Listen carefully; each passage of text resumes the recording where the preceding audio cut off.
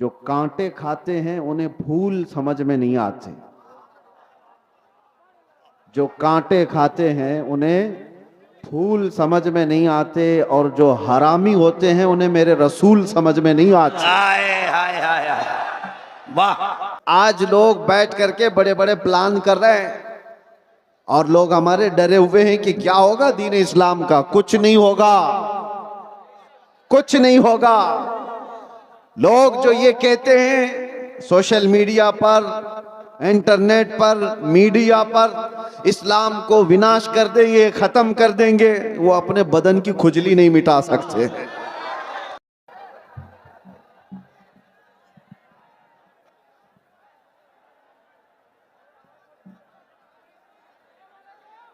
ممبر نور پر جلوہ بار علماء ذویل احترام، سادات، مشائخ، حاضرین اہل سنت و جماعت، خواہران ملت اسلامیہ، السلام علیکم ورحمۃ اللہ وبرکاتہ۔ وعلیکم السلام ورحمۃ اللہ تعالی وبرکاتہ۔ الحمدللہ، الحمدللہ الحنان المنان الذي خلق الانسان وعلمه البیان، والصلاة والسلام على رسوله سید الانس والجان، وعلى آلہ واصحابہ ذوی الخیر والاحسان، اما بعد فاعوذ باللہ من الشیطان الرجیم، بسم اللہ الرحمن الرحیم۔ اليوم اکملت لکم دینکم واتممت علیکم نعمتی ورضیت لکم الاسلام دینا، صدق اللہ مولانا العظیم۔ بارگاہ رسالت معاب صلی اللہ تعالی علیہ وسلم میں ایک بار محبتوں کے ساتھ درود پاک کا ہدیہ پیش کریں۔ اللہم صلی علی سیدنا محمد سیدنا شفینا حبیبنا مولانا محمد بارک وسلم، صلو علیہ صلاۃ و سلام علیک یا رسول اللہ صلی اللہ تعالی علیہ وسلم۔ آپ جتنے یہاں پر موجود ہیں، ہمارا یقین ہے سب سنی صحیح العقیدہ لوگ ہیں، حضور سے محبت کرنے والے لوگ ہیں۔ تو آپ کے ہاں درود پڑھنے کا ماحول ہے یا نہیں ہے؟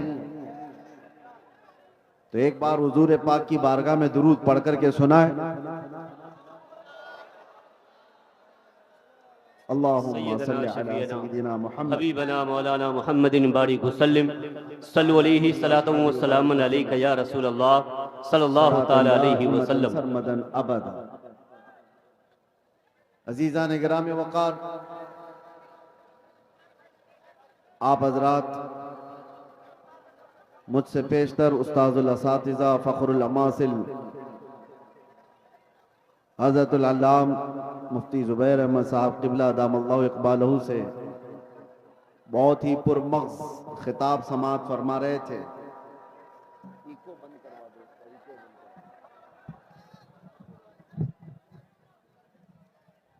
وہ مائک والے بھائی ایکو کی آواز کم کر کے ساؤنڈ کھول سکتے ہیں۔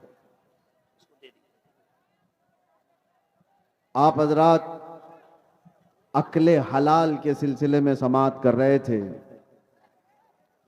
مسلمان وہی ہے جو حلال کھاتا ہے۔ میرے عزیزو، اسی لیے اس حلال کا تعلق ہمارے دین سے ایسا ہے کہ میں کہتا ہوں حرام سے ہمارا تعلق ہو جائے تو بے دین ہو جاتے ہیں۔ اسی لیے جو کانٹے کھاتے ہیں انہیں پھول سمجھ میں نہیں آتے، جو کانٹے کھاتے ہیں انہیں پھول سمجھ میں نہیں آتے، اور جو حرامی ہوتے ہیں انہیں میرے رسول سمجھ میں نہیں آتے۔ ہائے ہائے ہائے ہائے، واہ! سارا مسئلہ یہیں پر ہے۔ رسول پاک صلی اللہ تعالی علیہ وسلم وہ بلند و بالا اخلاق کے حامل، سورج سے زیادہ چمکنے والی روشنی، لیکن اگر وہ کسی کو سمجھ نہیں آ رہے ہیں تو یہ حضور پاک کے حسن کا قصور نہیں، اس کے اپنے نطفے کا قصور ہوتا ہے۔ اسی لیے آپ سب کو بھی یہ ضروری ہے کہ حلال سے تعلق رکھو. جہاں بندہ نسب کے اعتبار سے حرام والا ہو جائے یا کھانے پینے کے اعتبار سے حرام والا ہو جائے، اس کے دین میں خرابی آ جاتی ہے. اللہ تعالیٰ قرآن عظیم میں ارشاد فرماتا ہے، میں نے آج کے دن اپنی ساری نعمتیں مکمل کر دی اور تمہیں دین اسلام دے کر میں راضی ہوا. یہ وہ دین ہے جس سے اللہ راضی ہے. اور قرآن میں دوسری جگہ رب تعالیٰ فرماتا ہے وَمَن يَبْتَغِي غَيْرَ الْإِسْلَامِ دِينًا فَلَن يُقْبَلَ مِنْهُ، جو اسلام کے علاوہ دوسرے دین کی طرف توجہ کیا ہرگز قبول نہیں کیا جائے گا. آخرت میں وہ سب سے بڑے گھاٹے میں ہوگا، سب سے بڑے نقصان میں اٹھایا جائے گا. آج اسلام کو چھوڑ کر پوری روئے زمین پر کوئی ایسا دین نہیں جو کامل ہو، زندگی کے ہر شعبے میں رہنمائی کرتا ہو. یہ چیلنج کے ساتھ کہہ رہا ہوں. اور قرآن میں اللہ تعالیٰ یہ بھی فرماتا ہے هُوَ الَّذِي أَرْسَلَ رَسُولَهُ بِالْهُدَى وَدِينِ الْحَقِّ لِيُظْهِرَهُ عَلَى الدِّينِ كُلِّهِ. وہ اللہ رب العزت ہے جس نے اپنے رسول کو دین حق کے ساتھ بھیجا ہے. سبحان اللہ. یہ دین حق ہے، اس لیے بھیجا ہے کہ یہ دین پوری دنیا پر غالب آ کر رہے گا. واہ. وَلَوْ كَرِهَ الْمُشْرِكُونَ، اگرچہ مشرکوں کو یہ پسند نہ ہو، اگرچہ کافر اس بات کو پسند نہ کرتے ہو، لیکن یہ دین غالب آ کر رہے گا. لوگ آج نروس ہیں. اگر پورے خطاب میں یہی ساری چیزیں چلتی رہی تو ہم بھی بیٹھ جائیں.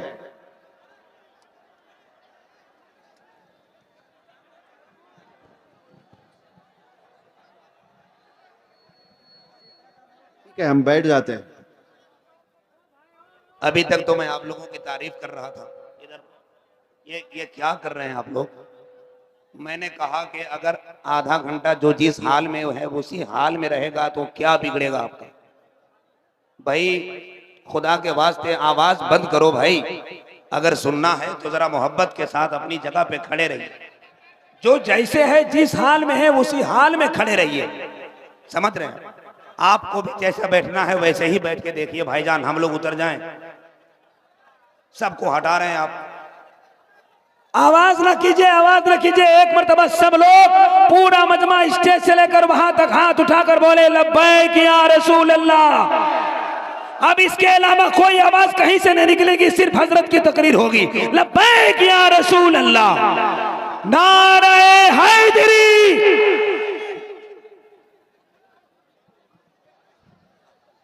بہرحال آواز کرنے والوں کو اپنی آواز کرنے دیجئے، ہم اپنی آواز کرتے ہیں. توجہ. دین اسلام کے متعلق قرآن یہ کہتا ہے یہ پوری کائنات میں غالب آ کر رہے گا، چاہے کفار و مشرکین اس کو ناپسند کرتے ہوں. آج لوگ بیٹھ کر کے بڑے بڑے پلان کر رہے ہیں اور لوگ ہمارے ڈرے ہوئے ہیں کہ کیا ہوگا دین اسلام کا. کچھ نہیں ہوگا، کچھ نہیں ہوگا. لوگ جو یہ کہتے ہیں سوشل میڈیا پر، انٹرنیٹ پر، میڈیا پر اسلام کو وناش کر دیں گے، ختم کر دیں گے، وہ اپنے بدن کی کھجلی نہیں مٹا سکتے. آپ کو میں بات بتا دوں 1400 سال سے یہ مسئلے چلے آ رہے ہیں. بڑے بڑے ابو جہل آ کر کے چلے گئے، بڑے بڑے ابو لہب آ کر چلے گئے، لیکن قرآن کا یہ وعدہ ہے یہ دین غالب آ کر رہے گا. اور رب تعالیٰ فرماتا یریدون لیطفئوا نور اللہ بافواہہم ویأبی اللہ الا ان یتم نورہ. لوگ اپنے منہ کے پھونکوں سے اللہ کے چراغ کو بجھانا چاہتے ہیں. یہ اللہ کا چراغ ہے، یہ تمہارے پھونکوں سے نہیں بجھایا جا سکتا. اور رب تعالیٰ فرماتا اللہ اپنے نور کو، اپنے چراغ کو مکمل کر کے رہے گا، مکمل کر کے رہے گا. آج یہاں پر حالات دیکھو. سیمانچل میں جب بھی آتا ہوں تو مجھے ایک چیز کا احساس ہوتا ہے. رہنے کے لیے چھپر کے گھر صحیح ڈھنگ کے نہیں ہوتے، لکڑی کے گھر ہوتے ہیں، باڑ میں جینے والے لوگ، لیکن جب عظمت رسالت کی بات آتی ہے تو ایسا شامیانہ باندھتے ہیں کہ لوگوں کی نگاہیں دنگ رہ جائے۔ یہ سارا نظام یہ غریبوں کا بنایا ہوا ہے۔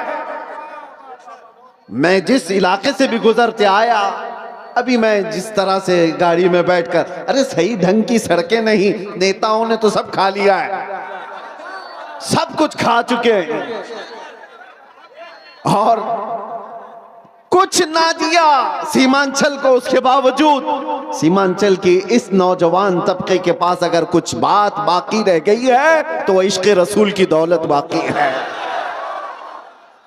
میں یہاں آنا ہی نہیں چاہتا تھا، کئی دنوں تک تاریخ کو میں بار بار ملتوی کرتا رہا۔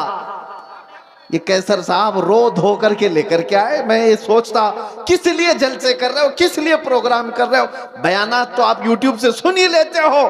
کہا نہیں، آپ چل کر کے دیکھیں ہمارے علاقے کے لوگ محبت مصطفیٰ صلی اللہ علیہ وسلم میں نے کہا جنوری کی ٹھنڈیاں ہیں اور کون آئے گا اتنی ٹھنڈی راتوں میں۔ اندر آنے کے بعد پتہ چلا یہاں تو 50 ڈگری گرمی چل رہی ہے۔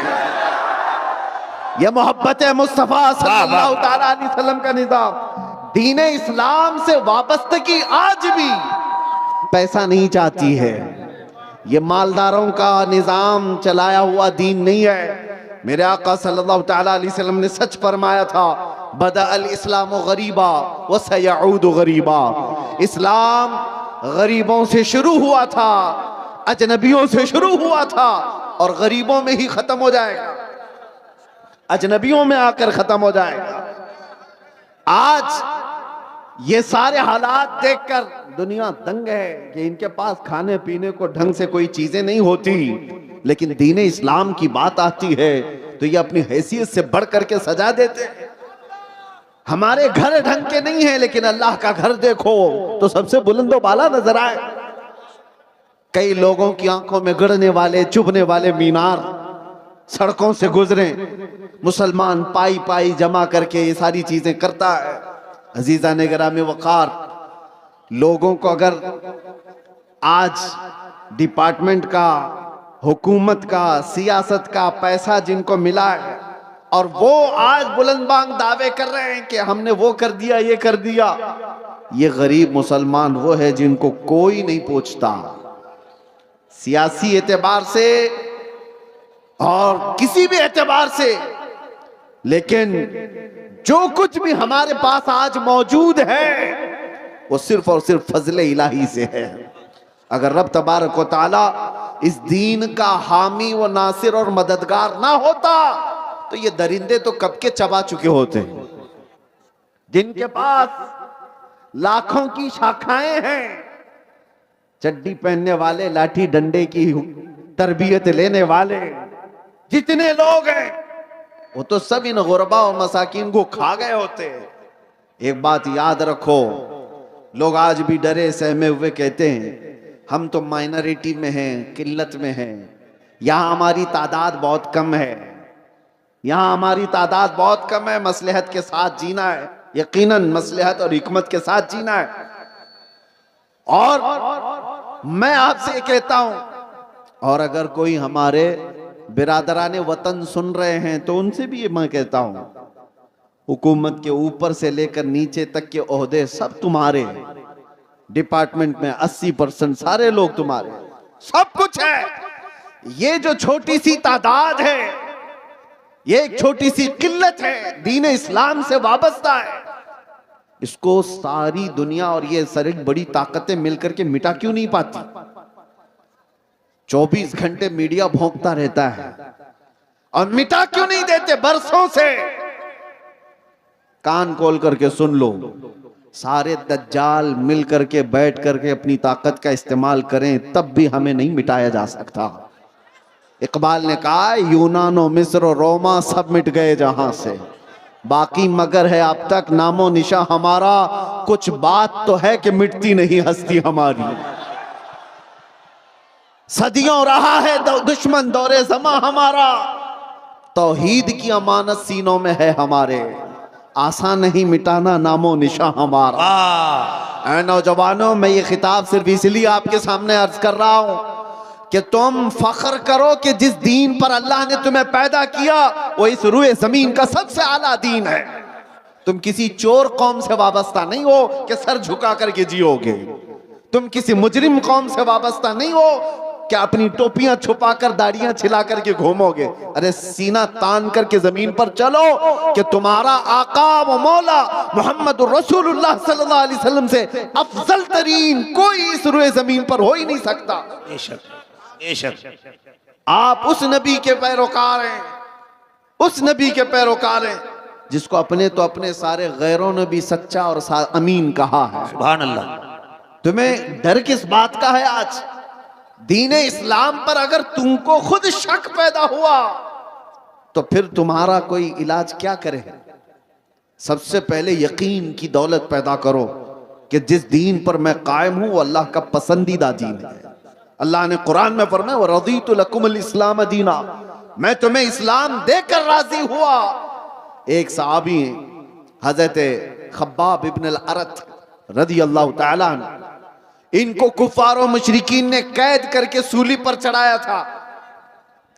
جانتے ہو ناخنوں کو پکڑ سے کھینچا اور اس کے بعد ان کے کان کاٹے، ناک کاٹے، ہونٹ کاٹے، آنکھوں میں گرم سلائیاں پھیری حضرت خبیب ابن عدی، اور اس کے بعد ان سے کہا کہ کیا ہی اچھا ہوتا تیری جگہ محمد ہوتے، پھانسی پر ان کو چڑھایا گیا ہوتا اور تو آرام کر رہا ہوتا۔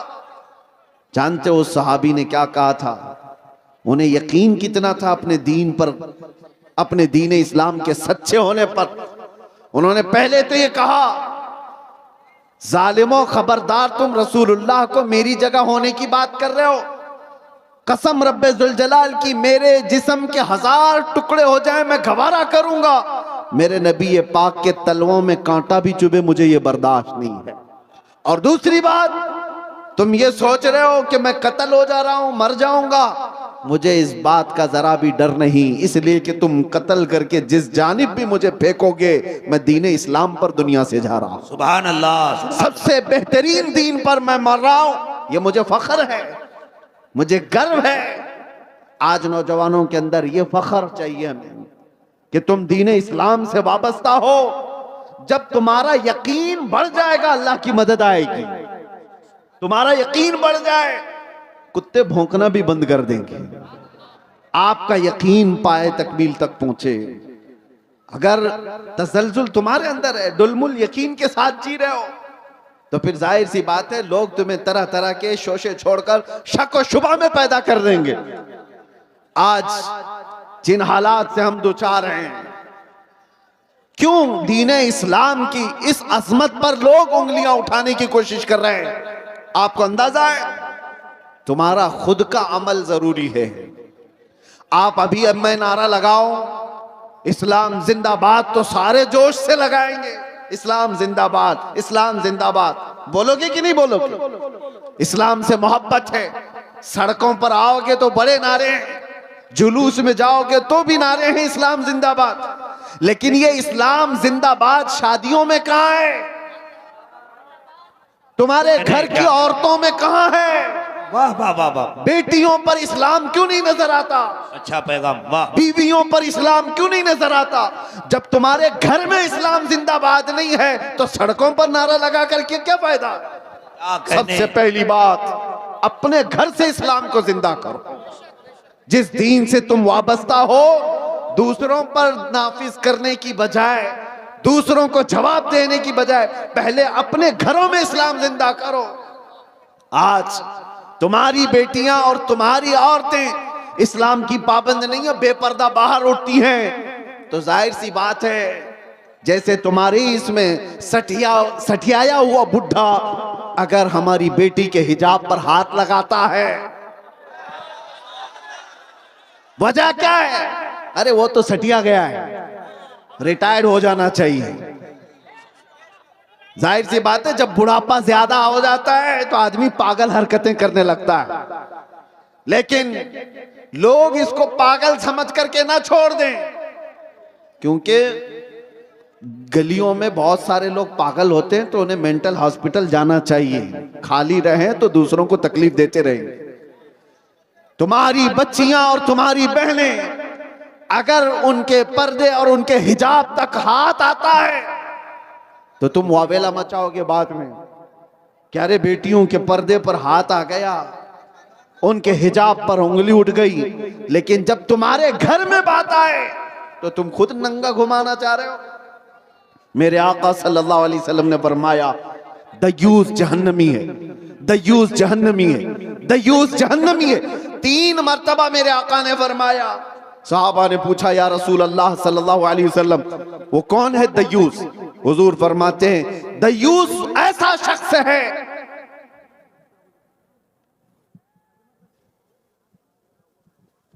ماشاء دیوس ایسا شخص ہے جس کی بیوی بے پردہ باہر گھومتی ہو، اس مرد کے بارے میں حضور فرماتے ہیں وہ جہنم میں جائے گا۔ جس کی عورت بے پردہ آوارہ گھومتی ہو اس کا مرد جہنم میں جائے گا، تو پھر عورت کا عذاب کیا ہے، اس کا انجام کیا ہوگا؟ مسلمانوں، دین اسلام محفوظ تھا، محفوظ ہے اور محفوظ رہے گا، وہ ہمارے ذمہ نہیں دیا گیا ہے، اللہ تعالیٰ اس کا حفاظت کرنے والا ہے۔ سبحان اللہ۔ صبح قیامت تک رب تبارک و تعالیٰ حافظ ہے، لیکن آپ کی ذمہ داری ہے کہ اس دین اسلام کو اگر سچا سمجھتے ہو تو سب سے پہلے اس پر عمل کر کے دکھاؤ۔ یا ایھا الذین آمنوا ادخلوا فی السلم کافہ، اللہ فرماتا ہے ایمان والو دین اسلام میں پورے کے پورے آ جاؤ، تمہارا چہرہ بتائے، تمہارا لباس بتائے۔ آج کیا بات ہے، تم باہر چلتے ہوئے ہو، تم سے نام پوچھ کر کے معلوم کرنا پڑتا ہے کون سی ذات والا ہے، کون سے دین والا ہے، کون سے دھرم سے تعلق رکھتا ہے۔ تمہیں نام پوچھنے کے بعد بھی کچھ لوگوں کو پتہ نہیں چلتا، نام پوچھا گیا لڑکے کا کیا ہے، کہا راجہ نام ہے، ببلو نام ہے، بابو نام ہے، پتہ ہی نہیں چلا ادھر کا ہے کہ ادھر کا ہے۔ پھر باپ کا نام پوچھنا پڑا، باپ سے بھی نہیں پتہ چلا، دادا کا پوچھنا پڑا۔ ارے تمہاری پہچان کے لیے اتنا لمبا شجرہ کیوں پوچھنا پڑے؟ تم اپنا حلیہ ایسا بناؤ کہ چلتے پھرتے لوگ دیکھ کر کہیں یہ مدینے والے کا عاشق دکھتا ہے، چلتے پھرتے تمہیں دنیا پہچان لے۔ اس کا نام پوچھنے کی ضرورت نہیں، اس کی شکل بتاتی ہے یہ مدینے کی گلیوں سے آیا ہوا۔ سبحان اللہ۔ نعرہ تکبیر، نعرہ رسالت۔ آج نوجوانوں کو شرم ہے، عار ہے، 5 گرام کی ٹوپی نہیں پہن سکتے، 5 کلو کی جینز پہن کر فخر کرتے ہیں، انہیں شرم ہے۔ کیوں؟ داڑھی جلدی سے نکال کر کے۔ ہمارے پاس ایک آٹو والے آئے تھے ممبئی میں، کہا کہ حضرت مصلحت ہے، حالات بہت خراب ہیں، میں صاف کر دیتا ہوں، لوگ پتہ نہیں کیا سمجھتے ہیں۔ میں نے کہا ٹھیک ہے، اس کے بعد گارنٹی ہے تمہیں، لکھ کر کے دے سکتے ہو، داڑھی نکال کر گٹر میں ڈالنے کے بعد 100 سال زندہ رہو گے؟ انہوں نے کہا نہیں، اس کی تو کوئی گارنٹی کوئی نہیں دے سکتا۔ کہا جب تجھے پتہ ہے رکھنے کے بعد بھی موت آئے گی، نکالنے کے بعد بھی موت آئے گی، تو شرم کر، نکال کر دنیا سے ذلیل ہو کر کیوں جائے گا؟ جس وقت بھی مرنا ہے میرے آقا کی سنت پر دنیا سے جائے۔ نمرود کا نام سنا ہوگا آپ نے، مقدس کتابوں میں جو ان کی مقدس کتابیں ہیں اس میں ملتا ہے ایک واقعہ کہ نمرود صرف ایک نہیں ہے، بہت سارے نمرود آئے۔ نمرود اصل میں نام نہیں ہوتا، بلکہ عراق کا جو بھی بادشاہ ہوتا تھا اسے نمرود کہا جاتا تھا۔ یہ ایک اصطلاح ہے، ڈیفینیشن یاد رکھ لیں آپ۔ قیصر و کسریٰ بھی نام سنتے رہتے ہیں آپ، میں نے اس کو کئی مرتبہ بتایا ہے، یہ نام نہیں ہے، یہ لقب ہے۔ جو ملک روم کا بادشاہ ہوتا ہے اس کو قیصر کہتے ہیں، اور جو ایران کا بادشاہ ہوتا ہے اس کو کسریٰ کہتے تھے، اور جو مصر کا بادشاہ ہوتا تھا اس کو فرعون کہتے تھے۔ تقریباً 17-18 فرعون آئے ہیں، فرعون کئی ہیں، اسی طرح نمرود بھی بہت سارے آئے۔ ایک نمرود کا واقعہ پرانی کتابوں میں یہ ملتا ہے کہ اس نے بہت طاقت حاصل کی تھی، اس کی طاقت کا حال یہ تھا کہ وہ 1000 لوگوں سے تنہا لڑ سکتا تھا، اور جنگلی جانوروں سے تک مقابلہ کرتا تھا، شیر، ہاتھی وغیرہ سے بھی، اتنی طاقت اس کے پاس، اور کبھی بیمار بھی نہیں ہوا تھا۔ تو لوگوں میں اس کا چرچا ایسا تھا کہ ایسا لگتا ہے کہ یہ پورے انسانوں میں ایک الگ قسم کا انسان ہے، یہ انسان نہیں، یہ بھگوان ہے. جیسے لوگ آج سوچ لیتے ہیں تھوڑی سی شکتی زیادہ ہو جائے تو بھگوان ہو گیا، تھوڑا سا اگر پاور زیادہ ہو گیا تو بھگوان ہو گیا. جیسے اب ہمارا پی ایم بھی قریب قریب پہنچنے کے بھگوان کے. تو یہ نمرود کو بھی ان لوگوں نے اسی طرح سے بنا لیا تھا تقریباً. اب جس کو چیلے اس طرح سے بناتے ہیں وہ خود بن بھی جاتا ہے، وہ سوچنے بھی لگتا ہے ہاں میں تو ہوں، لوگ تو مجھے بول رہے ہیں. تو نمرود نے یہ سوچا کہ میں خدا ہوں اور لوگوں کو سجدہ کرنے کا حکم دیا. سارے لوگ اکثر اس کی عبادت میں لگ گئے. جو اس کی عبادت نہیں کرتا اسے قتل کر دیتا، مار ڈالتا یا جیلوں میں بند کر دیتا. بڑا ظلم کیا اس نے. اب اس کے وزیروں نے، یہ یہودیوں کی تاریخ میں بتا رہا ہوں، یہ آلریڈی ایک بار ہو چکا، اب اس کو دوبارہ ریپیٹ کیا جانے والا ہے. اب یہ جو دنیا میں ہلچل چل رہی ہے آپ کو لنک میں دے رہا ہوں. کیوں یہ سب ہو رہا ہے آپ کے ذہن میں ڈائریکٹ بات آ جائے گی. کیا کرنا چاہتے ہیں آج یہ اتنی ترقیات کیوں کرنا چاہتے ہیں؟ سنیے. نمرود سے اس کے خاص وزیروں نے کہا بادشاہ سلامت، اور اس کو خدا کہتے تھے وہ، کہ سب کچھ تو ہے آپ کے پاس، طاقت و قوت ہے، انسانوں پر آپ کی حکمرانی ہے، جانوروں سے تک آپ مقابلہ کر لیتے ہو، سب کچھ ہے، آپ کبھی بیمار بھی نہیں ہوتے، لیکن ایک چیز ہے کہ جس میں عاجز ہو سکتے ہیں. کہا کیا ہے وہ؟ کہا موت. یہ اگر آ گئی تو کیا کریں گے؟ موت اگر آ گئی تو کیا کریں گے؟ سارا دھرا کا دھرا رہ جائے گا. محلات بھی بہت بنا لیے. اس وقت اس نے ورلڈ ٹاور بنا دیا تھا جو دنیا کی ٹالسٹ بلڈنگ تھی، بہت اونچی عمارت اس زمانے میں. اور کیوں بنایا تھا وہ بھی میں بتاتا ہوں. تو اس نے اپنے وزیروں کی یہ صلاح اور ان کے مشوروں کو سن کر کے کہا کہ یہ تو فکر کی بات ہے، آخر کریں کیا؟ کہا کہ ایک ہی صورت رہ جاتی ہے. اب تقریباً دنیا آپ کی فالوور ہو چکی ہے، سارے انسانوں کو جمع کر لیں، سارے انسانوں کو ایک جگہ جمع کر لیتے ہیں اور سب انسانوں کو فوجی بناتے ہیں، سارے انسانوں کو فوجی بناتے ہیں اور ان سب کو لے کر کے خدا سے لڑتے ہیں. پوری دنیا کو ایک طرف لے کر کے خدا سے لڑتے ہیں. اور ایک بار اگر اس کو مار کر ہم گرا دیے تو موت اور حیات تو ہمارے ہاتھ میں ہوگی. اب دیتا تو وہی ہے نا، موت تو وہی دیتا ہے، تو ٹارگٹ اسی کے ساتھ کیوں نہ کر دیا، اسی کو کیوں نہ کیا جائے. تو اس کی بات یہ لگی کہ ہاں یہ کام شروع کرنا چاہیے. تو چیلے چپاٹوں نے پروجیکٹ دیا اور یہ کام شروع کر بھی دیا. اسے معلوم بھی نہیں ہے، عقل ہوتی تو خدا سے نہ لڑائی لیتے ہیں. یہ نمرود نے تیاری جب شروع کیا تو سب سے پہلا کام کیا کیا انہوں نے؟ بہت بڑا شہر بنایا جہاں پر تقریباً دنیا کے سارے انسانوں کو جمع کرنا تھا. اور بادشاہ کا آرڈر یہ آیا کہ دنیا کی ساری زبانیں ختم کر کے ایک ہی لینگویج رکھی جائے. کمیونیکیشن ضروری تھا فوجیوں کو آرڈر دینے کے لیے، سب کی زبان ایک ہونی چاہیے، سب فوجی ہوں، ٹریننگ دی جائے. اب پھر مسئلہ آیا کہ وہ ملے گا کہاں خدا، جہاں سے اس جنگ کرنا ہے نا، لڑائی کرنا ہے. اب اس کے فرشتے بھی ہیں، اس کی طاقت و قوت بھی ہے، کیسے اس کے ساتھ لڑائی کی جائے؟ میرے عزیزو، یہ عجیب سی مزے کی بات ہے کہ دنیا نے یہ تک سوچ لیا اپنے ہی پیدا کرنے والے کے ساتھ لڑائی کے لیے. اس کے بعد وزیروں نے کہا کہ سنا آسمانوں پہ رہتا ہے، بڑی عمارت کیوں نہ بنا لی جائے جو آسمان تک پہنچتی ہو. تو اس کام کے لیے یہ ٹالسٹ بلڈنگ بنی. دیکھتے ہیں جتنی لمبی بن جائے. بنائی اور بناتا رہا. فوج بھی جمع ہو گئی، لینگویج سب کی ایک ہو گئی، زبان سب کی ایک، کرنسی بھی سب کی ایک، ایک ہی سکہ چلے گا، باقی کسی کی نہیں. حکومت صرف ایک ہی نمرود کی تھی. اب اس کے بعد اسے اس بلڈنگ میں چڑھنا تھا، چڑھ کر کے اوپر سے دیکھنا تھا کہ خدا ملتا ہے کہ نہیں ملتا. نہیں ملے تو اور بلڈنگ کو بڑھائیں گے، جہاں وہ مل جائے لڑائی کریں گے. معاذ اللہ رب العالمین. کبھی کبھار میں یہ بیان کرتا ہوں تو حیرت بھی ہوتی ہے، لیکن یہاں بات یہ آئی ہے، اللہ نے جو فرمایا نا واللہ اشد بأسا، اور اللہ جنگی طاقت میں بہت سخت ہے، اس پر میں عرض کر رہا ہوں دیکھو اللہ کی جنگی طاقت کیا ہے۔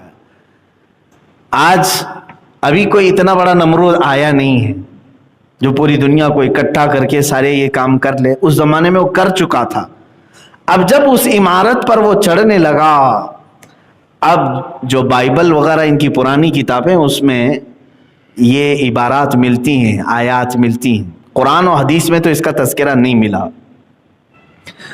اسرائیلی جو روایات ہیں یا جو پرانی کتابیں ہیں اس میں یہ ملتی ہے بات۔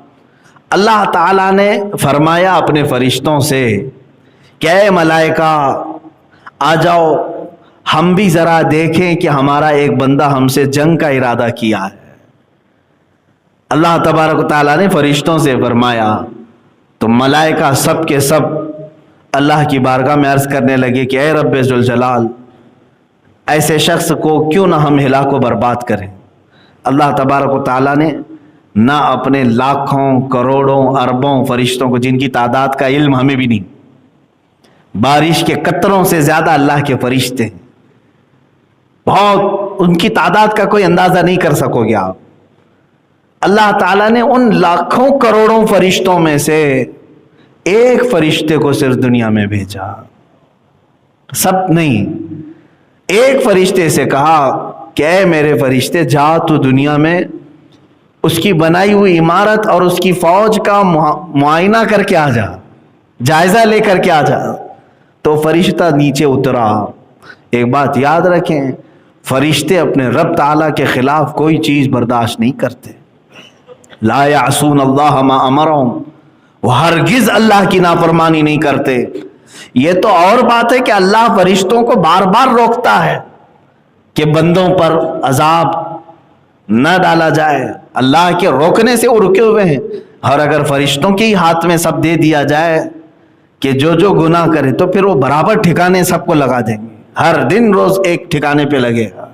یہ اللہ کی مہربانی ہے، اس کی رحمت ہے جو روک کر رکھتا ہے، اپنے بندوں کو مہلت دیتا ہے۔ ایک فرشتہ آیا، اس نے دیکھا یہ جنگی تیاری کو، اور پھر کس سے جنگی تیاری؟ اللہ سے، جس نے خود ان سب کو پیدا کیا، ان کو سانس دے رہا ہے، ان کو زمین بچھا کر دیا، ان کو آسمان کا ستون بغیر ستون کا چھت دیا، اور اس سے لڑائی کے لیے۔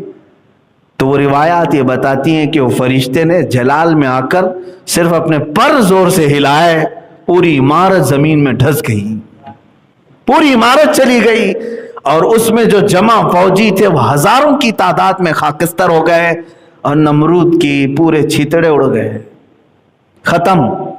اور پھر اس کے بعد رب تعالیٰ نے فرمایا کہ جتنے جمع ہوئے تھے سب کی زبانیں الگ الگ کر دو، سب کی زبانیں بدل ڈالو۔ تو سب کی زبانیں فرشتوں نے بدل ڈال۔ یہ کیا کہہ رہا اسے سمجھ میں نہیں آ رہا، وہ کیا کہہ رہا ہے اس کو سمجھ میں نہیں آ رہا۔ آج بھی وہ حکمت باقی ہے پوری دنیا میں۔ یہ جو ہزاروں زبانیں ہیں اس کی ایک وجہ یہ بھی ہے کہ سب مل کر کے فتنہ نہ کریں، سب مل کر کے فتنہ نہ کریں، اس لیے یہ تمام چیزوں میں اختلافات ڈال دیے گئے، زبانوں کا اختلاف۔ میرے عزیزو، ایک تاریخ یہ ہے، یہ ہو چکی بات۔ اب اللہ کی جنگی سختی آپ نے دیکھا، جنگی طاقت، اللہ فرما رہا ہے واللہ اشد بأسا، اللہ جنگی طاقت میں بہت سخت ہے، وہ اشد تنکیلا، اور اس کا عذاب بہت زبردست ہے۔ یہ تو بہت چھوٹی سی بات ہم نے دیکھی۔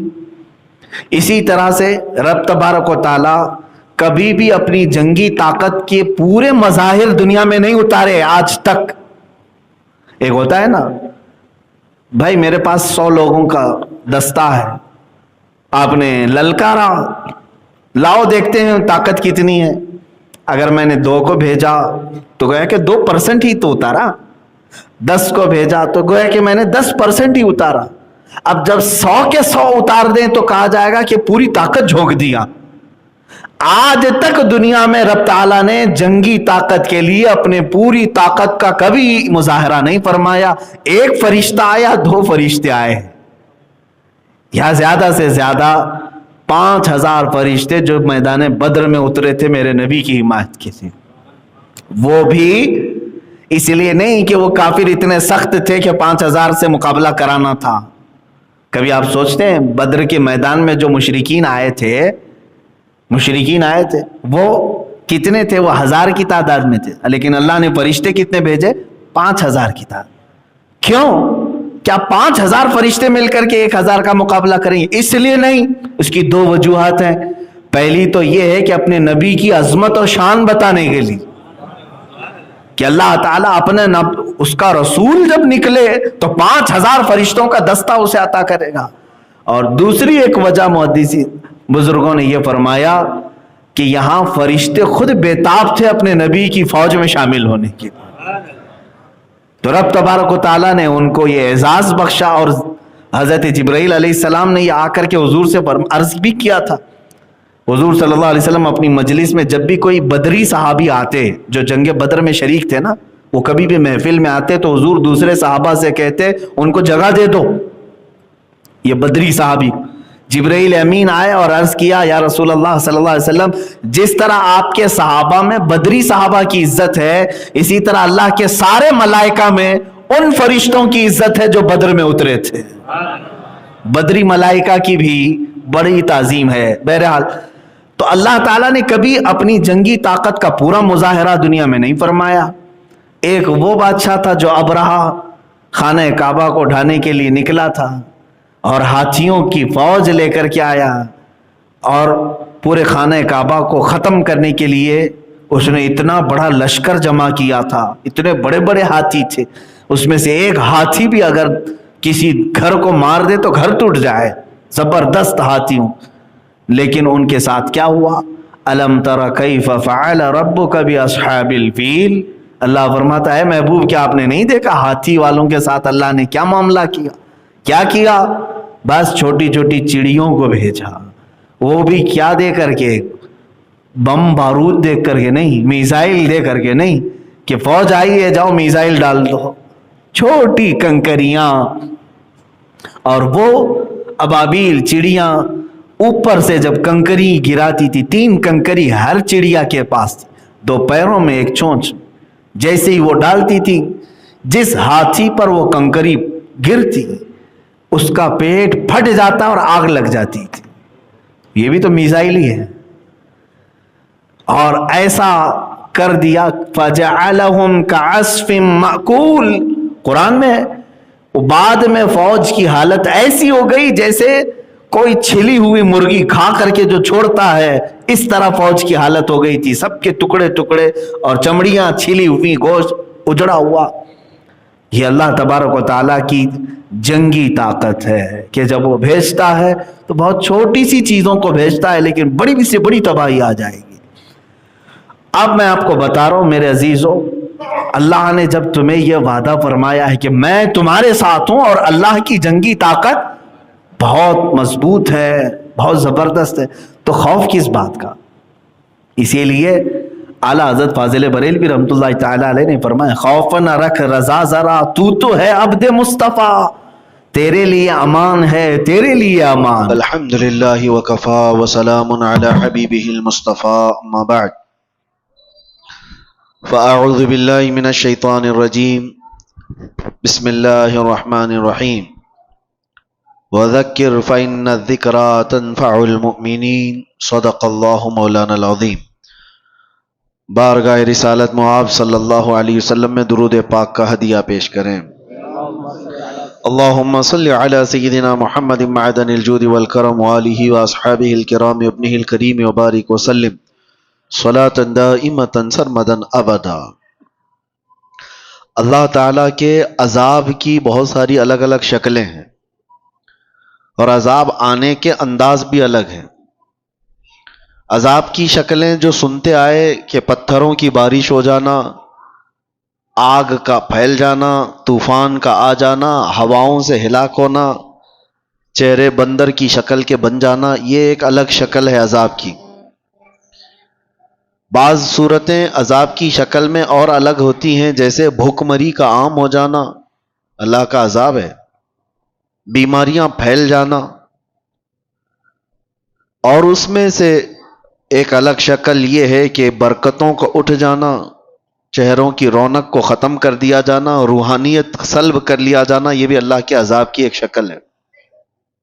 آنے کے جو انداز ہیں، عذاب دو قسم سے آتا ہے، کبھی انڈیویجول تنہا کوئی آدمی عذاب میں مبتلا ہو جائے، اور کبھی اجتماعی عذاب، پوری قوم عذاب میں مبتلا ہو جائے۔ دو طریقے ہیں، عذاب کی شکلیں بھی میں نے بتائی، اور عذاب کے آنے کے انداز دو قسم کے ہیں۔ مخصوص لوگ عذاب میں مبتلا ہو جائیں یہ بھی ہو سکتا ہے، اور کبھی اجتماعی طور پر بڑی جماعت عذاب میں مبتلا ہو جائے یہ بھی ہو سکتا ہے۔ مخصوص لوگ جو عذاب میں مبتلا ہوتے ہیں ان کے اپنے افعال ہو سکتے ہیں، لیکن اجتماعی عذاب جلدی نہیں آتا۔ اجتماعی عذاب اللہ تبارک و تعالیٰ کا فوراً اس طرح سے نہیں آتا۔ اس کی وجوہات جو بیان کی گئی ہیں کہ اجتماعی عذاب کبھی آتا ہے کسی قوم پر تو اس کے کارن کیا ہیں، اس کے ریزنز کیا ہیں؟ تین چیزیں بتائی گئی ہیں محدثین نے اور شارحین نے۔ پوری قوم عذاب میں مبتلا ہو جاتی ہے تو تین اسباب اس کے بڑے ہیں، بڑے کارن۔ پہلا سبب مستدرک للحاکم حدیث پاک کہ اگر قوم کے اندر سود خوری بڑھ جائے، دوسرا کارن، دوسرا سبب اگر زنا پھیل جائے، تیسرا سبب زکوٰۃ سے لوگ دور بھاگنے لگ جائیں، زکوٰۃ کی ادائیگی میں کوتاہی کریں۔ تو فرمایا گیا یہ تین اسباب ایسے ہیں جس سے اللہ تعالیٰ کا اجتماعی عذاب قوم پر آتا ہے، اجتماعی عذاب کے وہ لوگ شکار ہو جاتے ہیں۔ یہ تین چیزیں جب کسی قوم میں پھیلتی ہیں تو پوری قوم عذاب میں مبتلا ہو جاتی ہے۔ آج ہم دیکھ رہے ہیں کہ اجتماعی طور پر لوگ اگرچہ پتھروں کا عذاب نہیں دیکھ رہے ہوں گے، آسمان سے آگ برسنے والا عذاب نہیں دیکھ رہے ہوں گے، زمین کے پھٹ جانے اور دھس جانے کا عذاب نہیں دیکھ رہے ہوں گے، لیکن ایک عذاب تو ہم دیکھ رہے ہیں کہ ہمارے اندر سے روحانیت غائب ہو چکی ہے۔ یہ عذاب تو ہے۔ اجتماعی عذاب کے جو لوگ شکار ہوئے ہیں، یہ ضروری نہیں ہے کہ آگ کے گولے برسیں اور پتھروں کا عذاب آئے، وہ پچھلی قوموں پر ہوتا رہا، لیکن فی زمانہ ہم جو اس عذاب کے شکار ہوتے ہیں اس میں سے جو ہم دیکھ رہے ہیں برکتوں کا اٹھ جانا، چہروں کے رونق کا ختم ہو جانا، روحانیت ہماری سلب کر لی جائے، اور سب سے بڑی بات یہ ہے کہ اللہ کا سب سے بڑا عذاب کیا ہے؟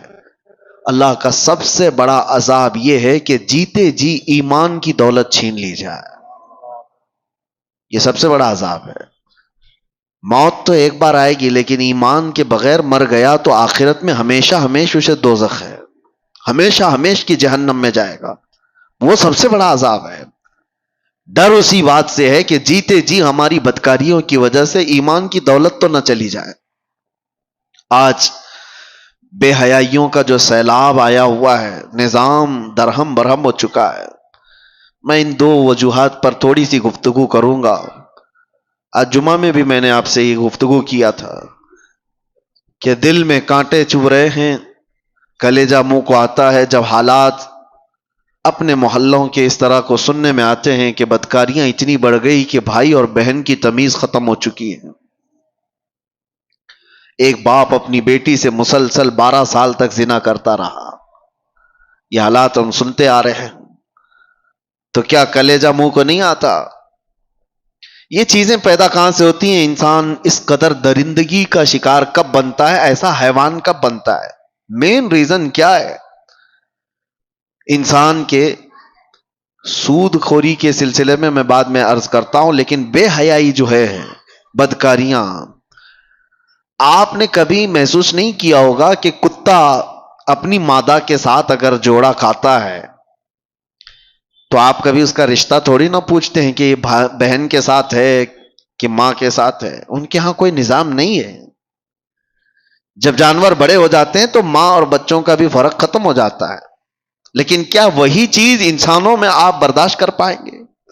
اپنے معاشرے میں، اپنے محلوں میں، اپنے گھروں میں، اپنے خاندانوں میں یہ چیز برداشت کر سکتے ہیں؟ عقل سلیم کبھی برداشت نہیں کرے گی. لیکن ہم دیکھ رہے ہیں کہ برداشت کیے جانے کی عادت آ گئی لوگوں کو. یہ سب دیکھ کر کے ہنس کر کے گزر جاتے ہیں. اب تو بڑے بڑے حادثات پر آپ صرف اور صرف ایک سٹیٹس دن بھر لگائیں گے، اس کے بعد ہو گیا. بڑے بڑے حادثات صرف اور صرف ایک دن کی نیوز بن کر کے ختم ہو جاتے ہیں. یہ انسان کی درندگی یہاں تک جو آتی ہے، اس کے کچھ اسباب تو ہمیں ڈھونڈنا چاہیے کہ کیوں اس طرح سے انسان بے حیا ہو گیا. سب سے پہلا ریزن ہے اس کے رزق کا، اس کے کھانے کا. گاڑی میں جیسا پیٹرول ڈالو گے ویسی ہی گاڑی چلے گی. ایک ٹنکی ہے چھت پر رکھی ہوئی ہے، اس پر جیسا پانی آپ فل کرو گے، نیچے جس ٹوٹی کو بھی کھولو گے پانی وہی آئے گا جو ٹنکی میں ہوگا. رزق حلال اگر جسم کے اندر جاتا ہے تو اس کے اعضاء سے حلال کام ہوں گے. حرام رزق کا آج اتنا دورہ ہو گیا ہے کہ لوگوں نے اب احتیاط کرنا بھی چھوڑ دیا. یہ جو زبان کا چسکا ہے نا، آج مسلمانوں سے میں گفتگو کر رہا ہوں، دوسروں کو مت دیکھیں آپ کون کیا کھا رہا ہے.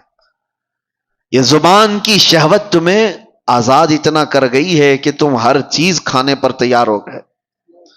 پہلے کے دور میں لوگ بچتے تھے، نان ویج کھانا ہے، گوشت کھانا ہے تو کتنی تحقیقیں ہوتی تھی کہ کہاں سے آیا، کس کا ہے، کون دیا ہے. آج کچھ بھی نہیں. ہمارے بچوں کے سامنے تو مسئلے بھی نہیں رہ گئے. جو فاسٹ فوڈ کے ایسے عادی ہو گئے، ان کو راستہ چلتے ہوئے جو بھی شاورما ملا، پیزا ملا، برگر ملا، لے کے اس کو کھانا ہی ہے. تمہیں پتا ہے، میں جانتا ہوں کئی ایسے لوگوں کو جو کہتے بھی ہیں کہ ہم مردہ مرغیوں کو بیچتے ہیں. مری ہوئی مرغیاں 10 روپے کلو میں لا کر کے اس کا وہ بنا کر کے بیچتے بھی ہیں کئی ایسے لوگ. اگر دوسری قوموں کے ہاں ذبیحہ کا مسئلہ ہی نہیں ہے تو وہ جو کھائیں ہمیں اس سے فرق نہیں پڑتا، لیکن تمہارے لیے رزق کا بہت فرق پڑتا ہے. حرام رزق کا ایک لقمہ جب کسی کے پیٹ میں جاتا ہے تو میرے عزیزوں کئی دنوں تک اس کی کوئی عبادت آسمانوں تک نہیں جاتی، اس کی دعائیں قبول نہیں ہوتی. موسیٰ علیہ السلام ایک بار کوہ طور پر جا رہے تھے، ایک بندے کو اتنا روتے ہوئے دیکھا، ہاتھ لمبے کر کر کے. اس پر آپ کو ترس آ گیا. آپ کوہ طور پر جا کر اللہ سے اس کی سفارش کرتے ہیں کہ مولا اس کی دعائیں پہلے قبول کر لے.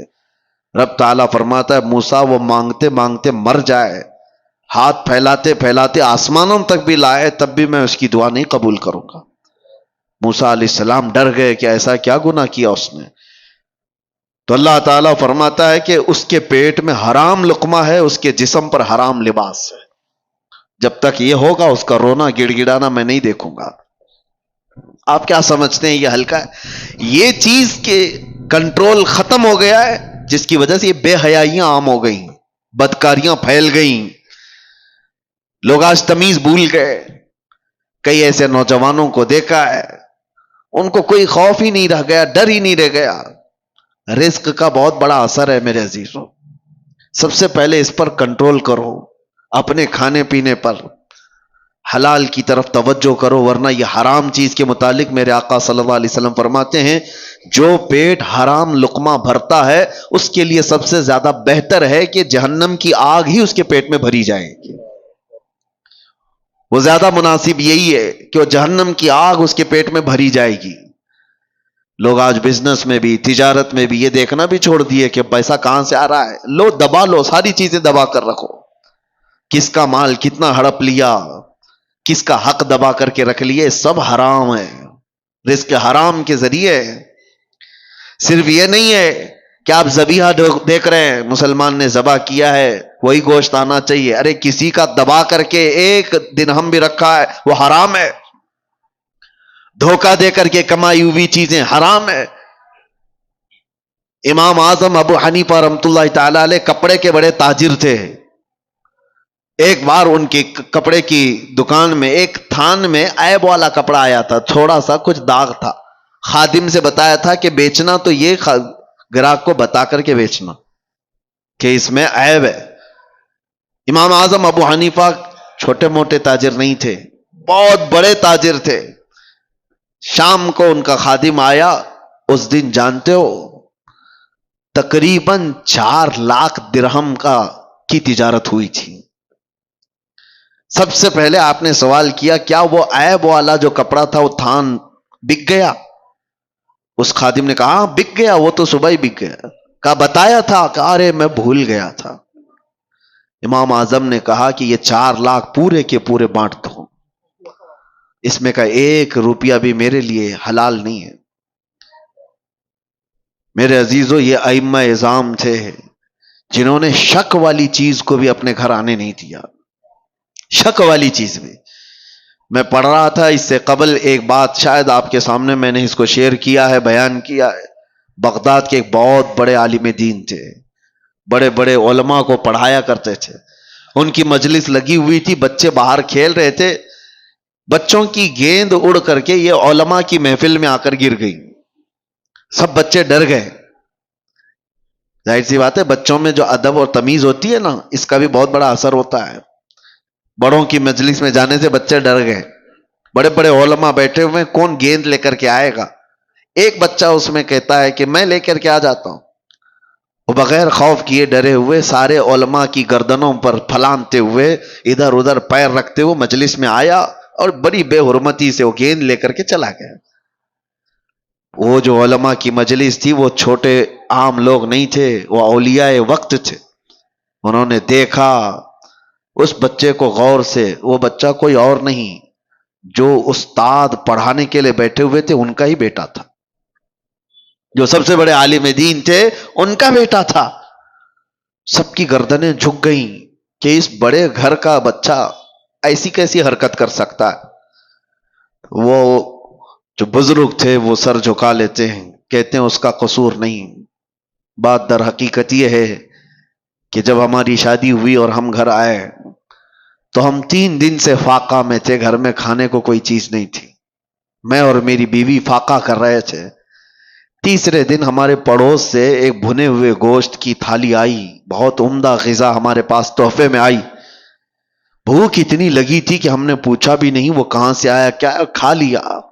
پیٹ بھر کر ہم دونوں نے کھا لیا. اور اس کے بعد پھر ہم نے ملاقات کی. اس رات اس کا حمل ٹھہرا اور اسی سے یہ بچہ پیدا ہوا. اور وہ بزرگ کہتے ہیں مجھے یہ لگتا ہے کہ وہ مشکوک کھانا تھا، یہ بھی نہیں پکا کہ حرام تھا. شک تھا، پتہ نہیں حلال ہے بھی کہ نہیں. میں نے پوچھا نہیں تھا، کھا لیا. اور مجھے لگتا ہے اس کھانے کا، اس رزق کا اثر ہے کہ بچہ میرا بے ادب پیدا ہوا ہے. نسلوں پر بھی اس کا فرق پڑتا ہے. وہ اولاد جو آج بہن اور ماں میں فرق نہیں محسوس کر پا رہی ہے، تو آپ سوچو کہ کہیں یہ حلال ہے کہ نہیں ہے. یہ بچے حلال طریقے سے پیدا ہوئے ہیں کہ نہیں پیدا ہوئے. جو حلال نسل ہوتی ہے اس کے اندر ادب و تمیز لحاظ ہوا کرتا ہے. بچوں کو پہلے ایسی پرکھا جاتا تھا، خاندان کون سا ہے یہ بھی بچوں کے اخلاق و آداب سے سمجھ میں آتا تھا. بچوں کے بولنے کے انداز سے سمجھ میں آتا تھا کہ خاندانی ہے یا نہیں ہے. آج وہ ساری چیزیں ختم ہو گئی، سارے کے سارے ویسے ہی ہیں. بات کرو تو گالی کے لہجے سے بات کرو. چھوٹے چھوٹے سے بچوں کو سنا ہے کہ ماں بہنوں کی گالیاں دیتے ہیں. یہ کہاں سے ان کے اندر یہ چیزیں آئیں؟ ماں باپ سے میں کہتا ہوں آپ بھی اپنے رزق کا تھوڑا احتساب کرو، جائزہ لو کہ حلال طریقے سے کھا کر بچے پیدا کیے یا پھر اسی طرح حرام رزق پر. اور اگر حرام رزق سے ہی یہ نسل آئی ہے تو ہمارے لیے بڑا چیلنج ہے، بہت بڑا چیلنج ہے. یہاں جہاں سے ان برائیوں کی شروعات ہو رہی ہے وہاں جا کر کے ہمیں اصلاح کی ضرورت ہے. اس لیے میں یہ گفتگو کر رہا ہوں. بگڑے ہوئے ماحول کو ہم نصیحتوں سے سنبھال تو سکتے ہیں تھوڑی دیر کے لیے، لیکن جہاں سے لیکیج ہے وہاں تو روکنے کی ضرورت ہے. کہاں سے یہ لیکیج ہے؟ کہاں سے یہ چیزیں چل رہی ہیں؟ رزق سب سے پہلے. جسم کے اندر بے حیائی پیدا کرنے والی سب سے بڑی چیز اس کا رزق ہے. زبان جو لذتوں کی شکار ہے یہ شہوت ہے، کبھی اس کو آپ سیراب نہیں کر سکتے. زبان جب کسی کی آزاد ہو جائے کھانے پینے میں تو سمجھ لو کہ اس کا شرمگاہ پر بھی کنٹرول ختم ہو جاتا ہے، اس کی اپنے شرمگاہ پر بھی اس کی حفاظت نہیں ہو پاتی۔ سب سے پہلے اپنے رزق پر کنٹرول رکھو، یہاں سے سارے معاملات بگڑتے ہیں۔ اور دوسری چیز بے حیائی کا سیلاب جو آیا، ایک تو رزق ہے، دوسرا مسئلہ ہے کہ زنا کے قریب لے جانے والے اسباب کیا ہیں۔ بندہ جو ہے، ایک فطری سی بات ہے کہ ہر مرد کو عورت کی طرف کھچاؤ رکھا گیا ہے، پیدائشی ہے، عورت کو مرد کی طرف کھچاؤ رکھا گیا ہے، پیدائشی ہے، فطرت ہے، سب انسانوں میں یہ چیز موجود ہے۔ لیکن اس فطرت سے بھی بڑھ کر کے آدمی کب آتا ہے؟ اپنی ماں سے اگر کوئی بدکاری کر لے، بہن سے کر لے، بیٹی سے کر لے، تو یہ فطرت سے بھی بڑھ کر کے آدمی نے کر لیا، انسانیت بھی بھلا دیا۔ یہ کب ہوتا ہے؟ جب زنا کو آدمی ہلکے میں محسوس کرنے لگ جائے کہ یہ کوئی چیز ہی نہیں ہے، کامن ہے، تو پھر اس کے سامنے ماں، بیٹی، بہن بھی کوئی چیز ہی نہیں رہتی، سب چیزیں کامن ہو جاتی ہیں، نارمل ہو جاتی ہیں۔ یہاں پر آ کر روک کہاں لگانی چاہیے؟ اپنی آنکھوں کی حفاظت کرو۔ تمہاری آنکھیں جتنی آوارہ ہوں گی اتنا تمہارا جسم بدماش ہوتا چلا جائے گا۔ ساری بے حیائی، سب کچھ یہ آنکھوں سے شروعات ہوتی ہے۔ اسی لیے قرآن پاک نے مومنوں کو سب سے پہلے کس چیز پر روکا؟ رب تعالیٰ فرماتا ہے وَقُلْ لِلْمُؤْمِنِينَ يَغُضُّوا مِنْ أَبْصَارِهِمْ، اے محبوب، اے میرے رسول، ایمان والوں سے کہیں کہ وہ اپنی نظریں نیچی رکھیں۔ وَقُلْ لِلْمُؤْمِنَاتِ يَغْضُضْنَ مِنْ أَبْصَارِهِنْ، اور عورتوں کو تھوڑا سا زیادہ حکم دیا گیا ہے، مردوں کو اپنی نظریں نیچی رکھنے کا، اور عورتوں کو تھوڑا اور زیادہ حکم کیا ہے؟ اے رسول، اے محبوب، آپ عورتوں سے، ایمان والی عورتوں سے کہیں کہ وہ اپنی نظریں نیچی رکھیں۔ دوسرا آگے کا حکم کیا ہے؟ وَلَا يُبْدِينَ زِينَتَهُنَّ، اپنی زینت کو دوسروں کے سامنے ظاہر نہ کریں۔ جانتے ہیں آپ، عورت کو نرم لہجے میں بات کرنا بھی جائز نہیں۔ آپ سوچ رہے ہوں گے تعجب ہے یہ، اسلام تو سکھاتا ہے نرم لہجے میں بات کرنا۔ یہ اخلاق میں سے ہے کہ نہیں؟ اچھے نرم لہجے میں بات کرو کسی سے، لیکن عورت کو کہا گیا ہے نرم لہجے میں بات کرنا، وہاں تو شیطان آ جائے گا۔ مرد تو چاہتا ہی ہے کہ اس کی نرم گفتگو سنے۔ مرد کو شہوت اسی وقت بڑھتی ہے جب عورت کی وہ نسوانی آواز سنتا ہے، اس میں شہوت چھپی ہوئی ہے۔ عورت کو کہا گیا ہے کہ وہ نرم لہجے میں بات نہ کرے۔ عورتوں کو اس کا حکم کیوں دیا گیا؟ ہاں، کسی بھی اجنبی مرد سے عورت کو بات کرنے کی نوبت آ گئی تو وہ کڑک لہجے میں بات کرے، سخت لہجے میں ہی بات کرے، تاکہ وہ مرد تمہاری طرف یہ نہ سمجھے کہ یہ اشارے دے رہی ہے۔ نرم بات کرتے ہوئے مردوں کو تو یہی گمان ہونے لگ جاتا ہے کہ یہ مجھے راستہ دے رہی ہے، اشارہ دے رہی ہے۔ کڑک لہجے میں عورت بات کرے تاکہ اس کے وہم و گمان میں بھی بات نہ آئے۔ عورتوں کو یہ حکم دیا گیا کہ وہ اپنی زینت کا اظہار نہ کرے۔ زینت کا اظہار کس کو کہتے ہیں؟ یہ تو آج بولنا ہی مشکل ہو گیا ہے۔ اللہ کے نبی صلی اللہ تعالی علیہ وسلم نے ارشاد فرمایا اپنے صحابہ سے کہ ایک وقت ایسا آئے گا تم دیکھو گے عورتیں کپڑا پہن کر کے بھی ننگی ہوا کریں گی۔ حضور پاک صلی اللہ علیہ وسلم نے فرمایا ان پر اللہ کی لعنت اور سارے فرشتوں کی لعنت۔ میرے آقا فرماتے ہیں وہ کون سی عورتیں ہیں؟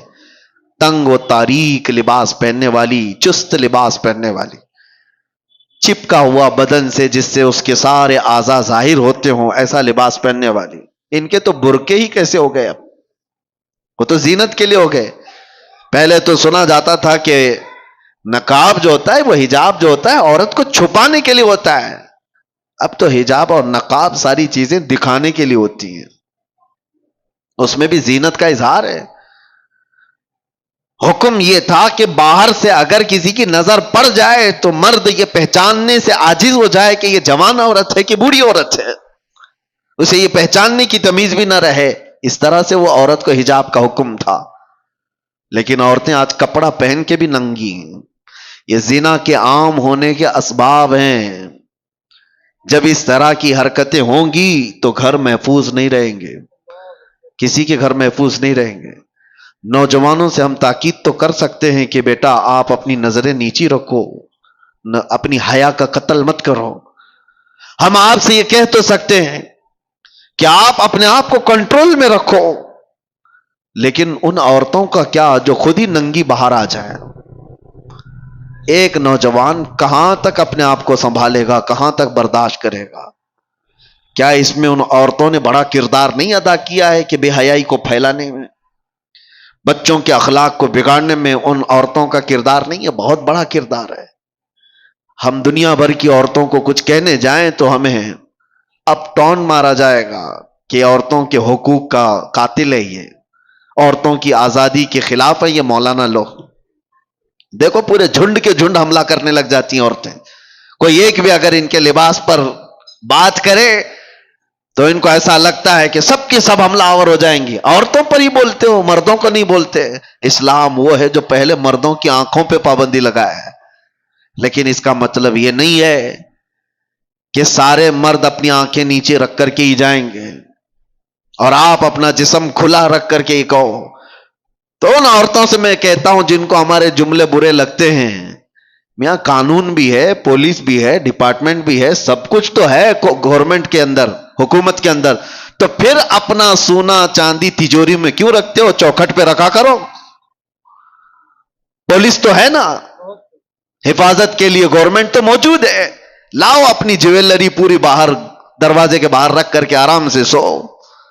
آپ کو لگے گا نہیں پولیس تو ہے، 24 گھنٹے تھوڑی نا میرے مال کو دیکھ رہی۔ یہی ہم آپ سے کہنا چاہتے ہیں، نوجوان اپنی آنکھیں نیچی تو کر لیں گے لیکن 24 گھنٹے نہیں کر سکتے۔ تم اپنی حفاظت تو کرو، تم اپنے جسموں کی حفاظت کرو۔ اور جس طرح سے یہ عورتوں کو برا لگتا ہے، میں ان سے یہی کہتا ہوں تمہارے جسموں کو ہم حفاظت کے لیے کہہ رہے ہیں، یہ نہیں کہ کوئی یہ پابندی ہے، یہ کوئی قید ہے۔ کس نے کہا کہ تم کو قید کرنا ہے؟ اگر عورتوں کو قید میں رکھنا ہوتا تو ہماری آدھی شریعت ام المومنین عائشہ صدیقہ سے نہیں چل رہی ہوتی۔ سیدتنا عائشہ صدیقہ رضی اللہ تعالیٰ عنہا کے بیان کردہ حدیثوں سے آدھی شریعت ہے ہماری۔ آپ کو کیا لگتا ہے عورتوں کو قید کیا گیا ہے؟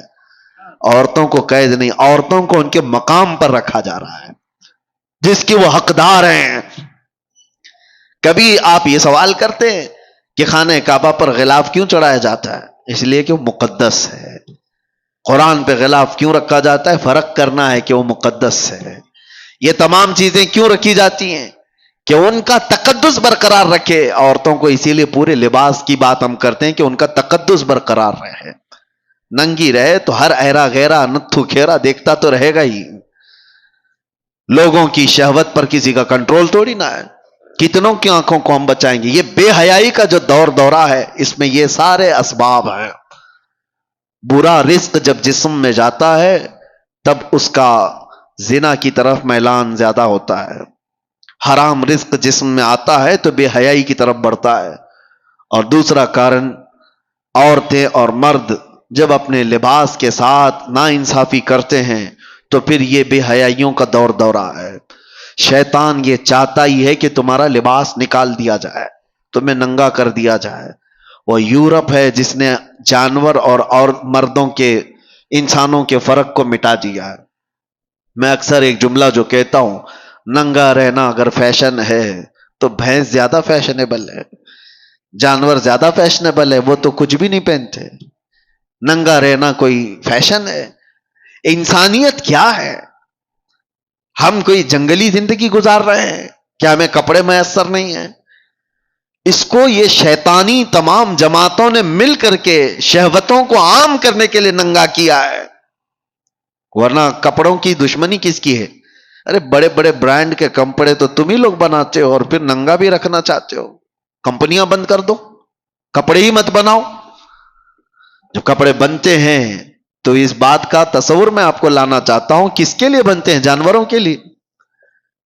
حیرت ہوتی ہے، میں کبھی کبھار یہ بھی چیز محسوس کرتا ہوں، محفلوں میں، شادیوں میں، باراتوں میں وہ کرسیاں زیادہ پردے میں رہتی ہیں عورتوں سے ہیں۔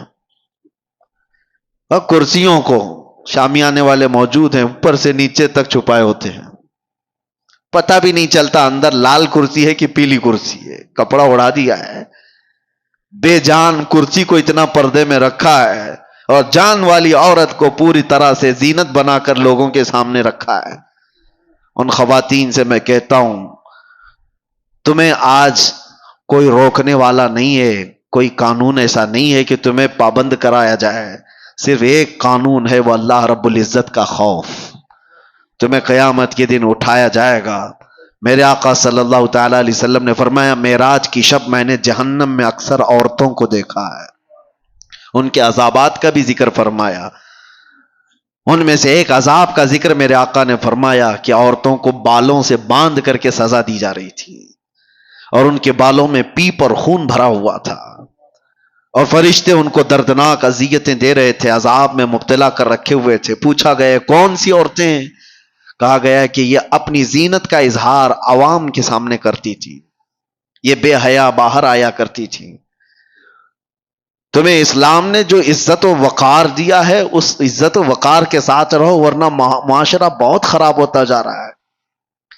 अब यहां मर्दों की जिम्मेदारी है, अपनी बेटियों को पर्दा सिखाओ। नंगी ला करके बाजारों में घुमाने को पौश नहीं कहा जाता। बेहया आदमी है वो जो अपनी बेटियों और अपनी औरतों और अपनी बहनों के पर्दे के सिलसिले में आजाद ख्याली का इजहार करता है। नहीं, हमारे यहां तो ये सब नहीं चलता है, नहीं चलता है। मेरे आका सल्लल्लाहु अलैहि वसल्लम ने फरमाया, दयूस जहन्नमी है, दयूस जहन्नमी है, दयूस जहन्नमी है। साहबा ने पूछा, या रसूल अल्लाह कौन है दयूस?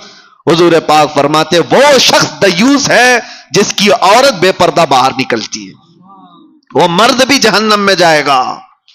मर्द के बारे में, औरत के बारे में और मर्द के बारे में।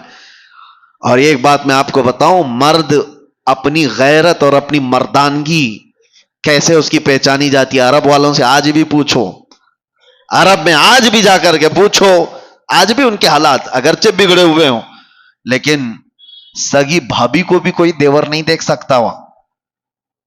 कई ऐसे मैं घर जानता हूं, क्योंकि उनकी गैरत है, उसको मर्दानगी समझते हैं, अपनी औरत की हिफाजत करना।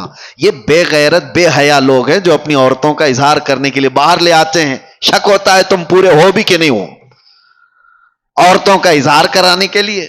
और अब तो फैशन बना हुआ है, एक खूबसूरत औरत किसी की आ गई तो वो दोस्तों में ला ला करके उसको मिलवा रहा है, उसको दिखवा रहा है, देखो हम तुम्हारी भाभी कैसी है। मुआज़ल्लाह रब्बिल आलमीन, तुम जिना के दरवाजे खोल रहे हो, तुम बेहयाई के दरवाजे खोल रहे हो। तुम्हारी औरत बाजार की जीनत नहीं है जो ला करके दिखा रहे हो। अरे मोबाइल दिखा दिया, घड़ी दिखा दिया, जूते चप्पल दिखा दिया, समझ में आती है कि चलो इसकी अपनी खुशियों का इजहार कर रहा है। अपनी बीवी को दिखाओगे दूसरों के पास और उम्मीद क्या रखते हो सामने वाले से? ये तो बात ही अलग हो गई कि कुत्ते को सामने गोश्त दिखा करके फिर कहा जाए कुत्ता कुछ नहीं करता हमारा। कुत्ता गोश्त खोर है, वो खाएगा, आज नहीं खाएगा, कल नहीं खाएगा, कभी तो तुमने दरवाजा खोल रखा है, वो कभी ना कभी खाएगा उस चीज को। इसीलिए मेरे अजीजों, एक बुजुर्ग ने अपने मुरीद से कहा था, यही लड़कियों के पर्दे और हिजाब के बारे में बात आई तो उन्होंने कहा था, बेटा गोश्त खरीद करके लाना, 2 किलो गोश्त एक खुले बर्तन में सर पर रख करके लाना, कपड़ा मत ढाकना। वो गोश्त तो खरीद लिया, सर पे बर्तन रख करके अपने बुजुर्ग उस्ताद के पास ला रहा था, जब तक कौवे सारा गोश्त खा गए थे। कोई चील, कोई कौवा, कोई उठा उठा करके ले गए, बर्तन खाली। तो उस्ताद ने उससे पूछा कहां गया गोश्त? कहा सब तो ये परिंदे खा गए, आपने मना किया था कपड़ा रखने। मैंने कहा, उस बुजुर्ग उस्ताद ने कहा, तुमने देखा ये थोड़े से सफर में चील कौवे खुले गोश्त को छोड़ते नहीं, तो तुम्हारी माँ और बहनों को खुला रखोगे तो यहां के दरिंदे कैसे छोड़ देंगे? ये जिना का आम होना, ये बड़ी बड़ी बातें करते हैं। आज रेप बहुत होने लग गया, क्या सजाएं नहीं है दुनिया में? आज तो इतनी सख्त सजाएं, 20-20 साल की सजाएं, उम्र कैद की सजाएं, फांसी की सजा है। हमने कैद खाने में देखा है कितने आते हैं रेप केस में, یہ 376 آپ کو معلوم ہوگا مشہور ہے، جب بھی اس میں آتا ہے تو اس کو جیل میں بھی لوگ مارتے ہیں، وہ سب پتا ہے، سب کو معلوم ہے کہ اتنا سخت قانون ہے، پھر بھی بچتے کیوں نہیں ہے؟ اس کا سدے باب روک تھام ہوتی کیوں نہیں؟ اتنا سخت قانون بچیوں کے ساتھ، جو نابالغ بچیاں ان کے ساتھ جب ریپ ہوتا ہے تو اس کا اور بڑا سخت قانون ہے، اس میں تو بیل بھی نہیں ہے، اس میں سخت قانون بھی اور جج بھی اور ساری عدالتیں اس کے ساتھ سختی کے ساتھ بھی پیش آتی ہیں، پھر بھی رکتی کیوں نہیں؟ ریشو آپ نکال کر کے دیکھو آپ کہ یہ کتنی کوانٹیٹی میں آج بھی یہ سارے معاملات ہو رہے ہیں، کیوں ہو رہے ہیں؟ قانون سے بھی لوگوں کا ڈر ختم کیوں ہے؟ وجہ یہ ہے میرے عزیزوں، جو میں نے شروع میں کارن بتایا، پہلی چیز رزق حرام جسم میں ہو تو عام لڑکی تو کیا، وہ اپنی ماں بہنوں کے اوپر بھی غلط نظر ڈال سکتا ہے۔ دوسری چیز، جب لباس دونوں لوگوں کا بے حیا ہو جائے، مردوں اور عورتوں کا، تو کب تک قانون بچائے گا؟ کب تک قانون بچائے گا؟ جہاں یہ تھوڑا سا تنہائی کا موقع پا جائیں گے تو پھر اس حیوانیت کی طرف آ جائیں گے۔ اسی لیے قرآن نے جہاں روک تھام کی ہے وہیں سے رک جاؤ، وہیں سے رک جاؤ۔ اسلام نے شروع جہاں سے ہوتا ہے، لیکیج جہاں سے ہوتا ہے، وہاں پر روک لگائی۔ اپنی آنکھوں کی حفاظت کرو، اپنی آنکھوں کی حفاظت کرو، اپنے لباس کو سلیقے والا رکھو۔ یہ جو آج نوجوان کبھی آتے ہیں تو مجھے بڑا تعجب بھی ہوتا ہے، میری عادت نہیں ہے ڈانٹ ڈپٹ کرنے کی، کسی کو سامنے ذلیل کرنے کی، کبھی بھی نہیں۔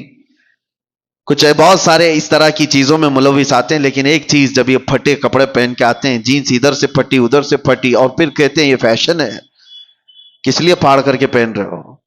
ستر دکھانا۔ لوگوں کو یہ لگتا ہے کہ ماڈرن دنیا ابھی یہ کر رہی ہے تو ہمیں بھی کرنا چاہیے۔ اے نوجوان، کاش ایک بار تو کسی عالم سے پوچھا ہوتا میرے رسول اللہ کا لباس کیا تھا۔ تو دنیا داروں کو دیکھا وہ پھٹے ہوئے کپڑے پہن رہے تو تم بھی پہننے لگ گئے، وہ اپنا سطر دکھانے پر آئے تو تم بھی سطر دکھانے پر آ گئے۔ کون سی لائف جینے پر آ گئے؟ کون سی زندگی گزارنے پر آ گئے؟ تیسری ایک وجہ اور بتا دوں، بزرگوں نے فرمایا ہے کہ جب بندہ زیادہ گانے سنتا ہے تو اس سے زنا کے قریب جاتا ہے۔ یہ جتنے نغمات، گانے سننے کی جس کو عادت ہے، اس کے جسم کے اندر بے حیائی کا زیادہ رجحان ہوتا ہے۔ اور ایک بزرگ نے فرمایا کہ دنیاوی محبت کے گانے انسان کے دل میں نفاق پیدا کرتے ہیں، منافق بناتے ہیں۔ منافق سمجھتے ہو؟ منافق وہ آدمی جو دکھنے میں مسلمان ہے، اندر سے کافر ہے، اندر سے کافر ہے۔ تو یہ تمام چیزوں سے اپنے آپ کو روک لو، شاید معاشرے کے اندر ایک انقلاب آ جائے۔ اللہ کے نبی صلی اللہ علیہ وسلم کو گواہ بنا کر کے اپنے آپ کو ہی کہو کہ آج سے میں یہ چیزیں نہیں سنوں گا۔ ارے روزانہ ہو سکے تو اللہ کا کلام ایک سورہ سن کر کے تو سو، دیکھو جسم کے اندر کتنا اثر پیدا کرتا ہے۔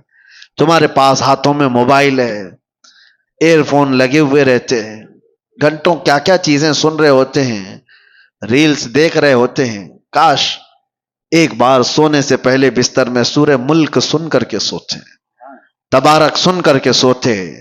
میرے آقا صلی اللہ تعالی علیہ وسلم کی حدیثیں ہیں، وہ بندہ جب مر جاتا ہے، قبر میں جاتا ہے، تو یہ سورہ ملک اللہ کے پاس جاتی ہے اور جا کر کے رب تبارک و تعالیٰ سے جھگڑا کرتی ہے۔ یہ لفظ ہے، بحث کرتی ہے کہ اے اللہ، یہ روزانہ مجھ کو تلاوت کرنے والا بندہ آج دنیا سے گیا ہے، اس کی بخشش کر دے، اسے معاف کر دے۔ جب تک رب تبارک و تعالیٰ معاف کرنے کا حکم نہیں کرتا تب تک وہ نہیں آتی۔ اللہ تبارک و تعالیٰ سے اس چیز کا مباحثہ کر رہی ہے، اس کے بعد پھر رب تبارک و تعالیٰ فرماتا ہے جا تیری سفارش پر میں اسے معاف کر دیا۔ تو حضور فرماتے ہیں سورہ ملک جنت میں جاتی ہے اللہ کا حکم پا کر کہ اللہ مجھے اجازت دے جنت میں جانے۔ جنت میں جا کر کے وہاں سے تکیہ بچھونا اور لے کر کے آتی ہے، خوشبوئیں، اور قبر میں آتی ہے اور آ کر کے اس میت سے کہتی ہے تجھے تھوڑی دیر ہو گئی، میں جنت سے یہ سارا سامان لے کر کے آ گئی۔ کون ہے ہمارا رفیق، کون ہے ہمارا دوست جو قبر میں جانے کے بعد یہ وہ بے حیائیوں کے گانے جن کو گانے کے بعد آدمی کافر بھی ہو جاتا ہے اور زنا کی طرف چلا جاتا ہے۔ کیا کر لو گے؟ یہ ساری چیزیں سن کر کے ہوتا کیا ہے؟ سوائے دماغ میں ٹینشن کے اور کچھ نہیں بھرتا. اور جب دنیا کی فکریں زیادہ ستائیں تو لوگ سمجھتے ہیں ایک کوئی گانا سن لیں, کوئی ایسا نغمہ سن لیں, سیڈ پوزیشن پہ آئے ہوئے ہیں. تمہارا سیڈ بڑھتا چلا جائے گا, غم بڑھتا چلا جائے گا. ایک علاج بتاتا ہوں, بہت زیادہ ٹینشن اور بہت زیادہ ڈپریشن کے شکار ہو جاؤ تو میرے مصطفیٰ کو یاد کرو. پھر تنہائی میں بیٹھ کر حضور پاک کی شان میں کوئی اچھی نعت سن لو. پھر اس کے بعد دیکھنا کہ تمہارے قلب کا علاج ہوتا ہے کہ نہیں ہوتا, تمہارے دل کو سکون و اطمینان آتا ہے یا نہیں. میں نے محسوس کیا ہے میرے عزیزوں, آنکھیں برس پڑتی ہیں حضور کو یاد کر کے. جب آدمی گھبرا کر کے حضور کو سننے کی کوشش کرتا ہے تو دل کی جتنی بھی بھڑاس ہے وہ نکل جاتی ہے. دیواروں کو پکڑ کر کے رونے کا من کرتا ہے, پھر سب کچھ ہلکا ہو جاتا ہے. بعد میں اسے لگتا ہے, اسی کو اعلیٰ حضرت نے کیا فرمایا تھا, ان کے نثار کوئی کیسے ہی رنج میں ہو, جب یاد آ گئے ہیں سب غم بھلا دیے. ان کی مہک نے دل کے غنچے کھلا دیے ہیں, جس راہ چل دیے ہیں کوچے بسا دیے ہیں. نبی آخر الزمان صلی اللہ تعالی علیہ وسلم کی یاد تمہارے دلوں کے اندر ایک انقلاب پیدا کرے گی, تمہارے چہرے پر رونق اور تمہاری زبان میں اثر پیدا کرے گی. اور آخری بات کی طرف میں آتا ہوں, ان بے حیائیوں اور برائیوں سے اپنے آپ کو بچانے کا ایک مضبوط اسلحہ دے کے جاتا ہوں, مضبوط ہتھیار. کیسے روکو گے؟ آنکھیں بچتی نہیں ہیں, زبان رکتی نہیں ہے, بے حیائی کی طرف زیادہ چلے جاتے ہیں. کوئی چیز تو ہونی چاہیے. لوگ آج شارٹ کٹ علاج زیادہ چاہتے ہیں. ہاں, کئی لوگوں نے مجھ سے یہ کہا کہ آپ پہلے کافی موٹے تازے دکھتے تھے, ابھی دبلے اتنے کیسے ہو گئے؟ وہ میاں بہت محنت کیا ہے. ایسا نہیں ہے کہ کچھ کسی سزا کی وجہ سے جسم گل گیا ہے. دن میں 8-8 کلومیٹر چلتا تھا, محنت کیا. اب کسی کو بتایا کہ جسم کی چربی پگھلانے کے لیے محنت کرنی پڑتی ہے, نہیں, ان کو کوئک علاج چاہیے اور وہ ڈھونڈ رہے ہیں. اور بیوقوف ڈاکٹروں کے ہاتھوں میں جا کر کے اپنے آپ کو برباد بھی کرتے ہیں. کوئی ڈاکٹر کہا صبح سے شام تک 5 کلو کم ہو جائے گا, چلا گیا اس کے پاس بھی. یہ جو فطرت ہے نا, کوئک علاج چاہیے. نہیں میرے عزیزو, دنیا میں کوئی بھی اتنی آسانی سے چیز نہیں ملتی, اور جو مل جاتی ہے پھر وہ ڈپلیکیٹ ہو سکتی ہے. ہاں, ایک ہی چیز ہے کوئک علاج, وہ صرف اور صرف رب العالمین کا سجدہ ہے, بہت تیزی سے جو اثر لاتا ہے. اس کے علاوہ آپ دنیا میں کسی بھی چیز کو بغیر محنت کے حاصل نہیں کر پاؤ گے. میں جو بات عرض کر رہا ہوں, کوئی ہتھیار, کوئی اسلحہ ایسا جو ان بے حیائیوں پر کنٹرول کرنا مجھے سکھا دے. تھوڑی محنت تو ضروری ہے, تھوڑی محنت تو آپ کو ضروری ہے, لیکن ایک ایسا ہتھیار میں دے کر کے جاتا ہوں, دیکھنا آپ خود عمل کر کے. میری طرف سے کثرت سے صبح سے لے کر شام تک جہاں بیٹھو, جہاں کھڑے رہو, جہاں انتظار, جہاں کہیں پہ بھی, اپنی زبان پر درود پاک پڑھنے کا ورد جاری رکھو. پڑھتے رہو, صرف اور صرف یہ پڑھتے رہو, اور پھر آپ محسوس کرو گے اللہ تعالیٰ کہاں کہاں سے تمہیں بچا لیتا ہے.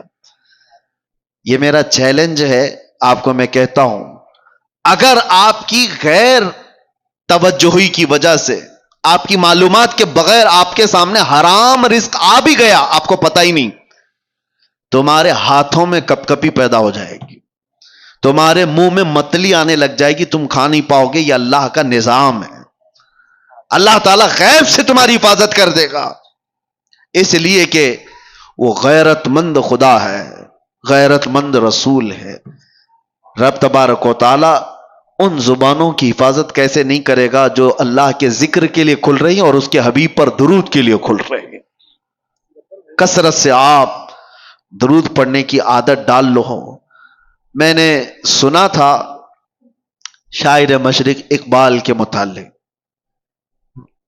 ڈاکٹر اقبال کو سنا ہوگا, ایک ہی شعر ہزاروں بار پڑھا گیا, لیکن آج بھی اس میں ایک جان نظر آتی ہے کہ محمد سے وفا تو نے, تو ہم تیرے ہیں, یہ جہاں چیز ہے کیا, لوح و قلم تیرے ہیں. جملہ ہی تو ہے نا, شعر ہی تو ہے, ہزاروں شعروں پر بھاری شعر ہے. اقبال نے ایک دو شعر نہیں لکھے، ہزاروں شعر لکھے، لیکن اتنا اثر ہے کہ ہر مجمع میں، اور ایک بار نہیں 1000 بار پڑھو، اثر آج بھی دیتا ہے کہ نہیں دیتا؟ اقبال کے ان اشعار میں اثر کیسے اتنا؟ تو اقبال نے کہا تھا میں نے 1.25 کروڑ مرتبہ درود پاک پڑھا ہے، 1.25 کروڑ مرتبہ درود پاک پڑھا ہے۔ میں نے یہ سنا تھا، اگر یہ بات ہے تو میرے عزیز و زبان کا اثر بڑھ جاتا ہے۔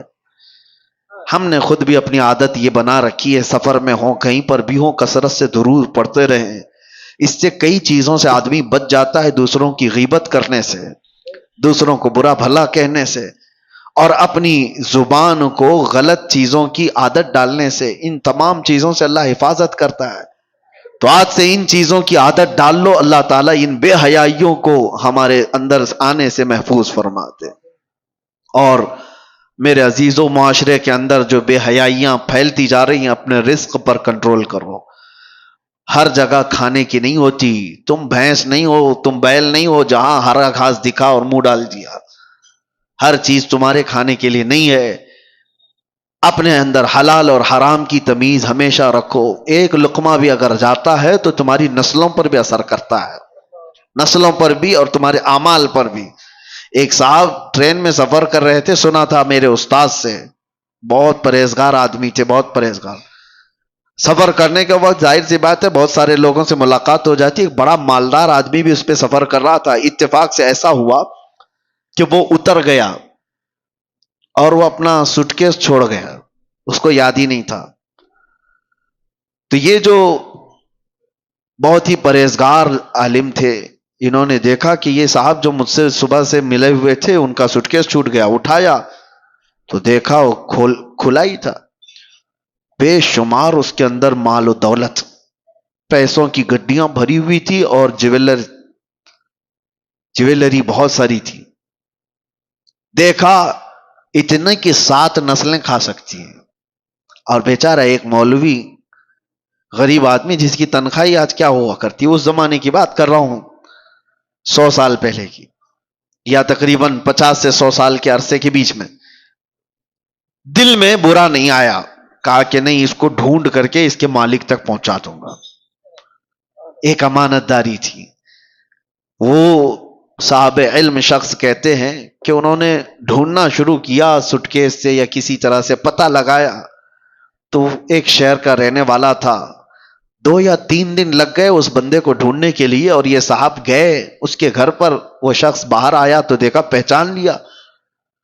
اس نے کہا کہ آپ ٹرین والے مسافر ہو؟ کہا ہاں میں وہی مسافر ہوں۔ کہا کیسے آنا ہوا؟ کہا آپ کا سوٹ کیس چھوٹ گیا۔ وہ فوراً گلے لگ گیا، کہا اس میں تو کتنی بڑی جمع پونجی تھی میری، 1-2 نہیں، تقریباً اس میں لاکھوں کی مالیت کی چیزیں موجود تھی۔ لیا اور کہا آپ جیسا فرشتہ صفت انسان میں نے نہیں دیکھا آج کے دور میں، اتنے فتنوں کے دور میں، مال ملا ہے لے کر کے چلا جاتا، نہ میں تم کو کچھ کہہ سکتا تھا، معلوم بھی نہیں تھا۔ اس نے کہا نہیں، میرا دین یہ نہیں سکھا تھا، میرا دین یہ نہیں سکھا تھا، امانت داری ہے۔ اللہ کے نبی صلی اللہ تعالی علیہ وسلم کی محبت میں اس شخص نے دے تو دیا۔ اس کے بعد وہ جو مالدار آدمی تھا اس نے کہا میں سارے لوگوں کو بلا کر تمہارا تعارف کراؤں گا، آپ مہمان بن جاؤ، میرے گھر پہ مہمان بنایا، بہت خاطر تواضع کیا، بہت عزت، گھر میں دعوت عام تھی، لوگ آئے، سب کے سامنے اس سیٹھ نے، اس مالدار آدمی نے اس مولوی کی بڑی تعریفیں کی، ایسا شخص میں نے نہیں دیکھا۔ ایک دن رکایا، دوسرا دن آیا، تیسرے دن وہ جانے والے تھے، کہا کہ اب مجھے جانے دو۔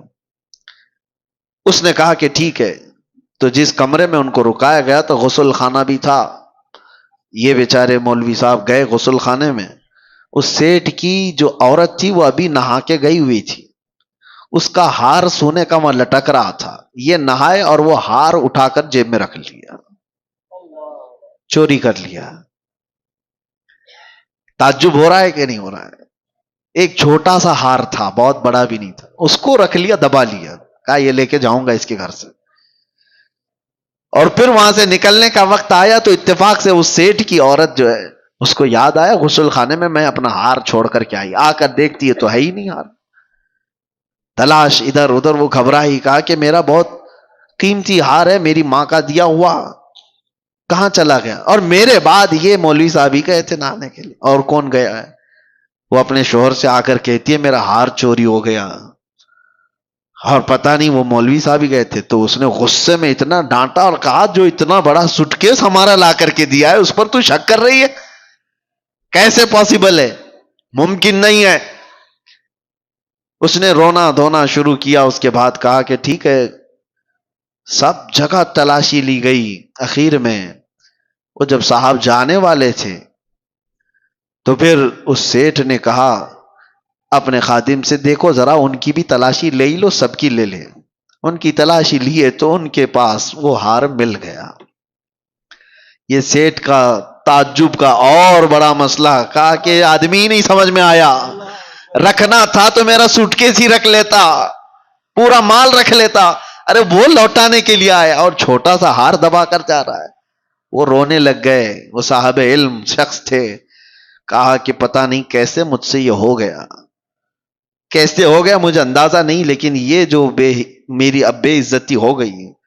اس کے بعد اس سے سیٹھ سے انہوں نے جو جملہ کہا وہی میرے بیان کرنے کا مقصد۔ وہ کہتے ہیں بات در حقیقت یہ ہے جب تک میں تیرا سوٹ کیس لا کر کے دیا تھا اس وقت تک میں حلال کھاتا تھا، اور 2 دن تیرے گھر میں جو مہمان نوازی ہوئی، یہاں جو کھایا، اس رزق کا اثر ہے کہ میں تیرا ہار چرا لیا۔ یہ تیرے گھر کے کھانے کا اثر ہے۔ میرے عزیزو بہت جلدی انسان کے اندر حالات بدل جاتے ہیں، اپنے رزق پر کنٹرول کرو۔ اور یہ لقمے جب جاتے ہیں تو بے حیائی بھی پیدا کرتے ہیں، اور گھروں کی برکتیں بھی اور نسلیں بھی خراب کرتی ہیں۔ اللہ تبارک و تعالیٰ کہنے سننے سے زیادہ عمل کی توفیق عطا فرمائے۔ رب العالمین ہم سب کو بے حیائیوں اور برائیوں سے بچنے کی توفیق عطا فرمائے۔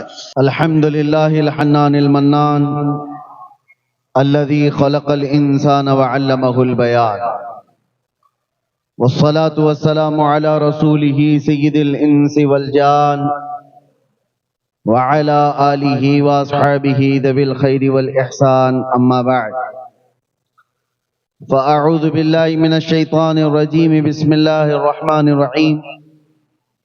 وما امروا الا ليعبدوا الله مخلصین له الدین حنفاء ويقيموا الصلاة ويؤتوا الزكاة وذلك دين القيمة، صدق اللہ مولانا العظیم۔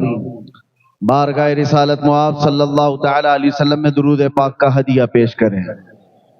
اللہم صلی علی سیدنا محمد معدن الجود والکرم وآلہ واصحابہ الکرام وابنہ الکریم وبارک وسلم صلاة دائمتا سرمدا ابدا۔ اللہ تعالیٰ کا کروڑا شکر و احسان کہ آج ایک خدا کو ماننے والی اس قوم نے اس رب ذوالجلال کے حضور حاضر ہونے کے لیے، اپنی پیشانیاں جھکانے کے لیے بیت اللہ کی تعمیر کی ہے۔ آج ہم اس مسجد کی افتتاحی تقریب میں حاضر ہیں۔ مسجد اللہ کا گھر ہے، جیسے ہر مسلمان کو معلوم ہے۔ گھر رہنے کے لیے نہیں ہے۔ کوئی اگر عقل سے پیدل آدمی یہ پوچھنے لگ جائے کہ اگر یہ گھر ہے تو کیا اللہ اس میں رہتا ہے؟ ہر گھر رہنے کے لیے نہیں ہوتا۔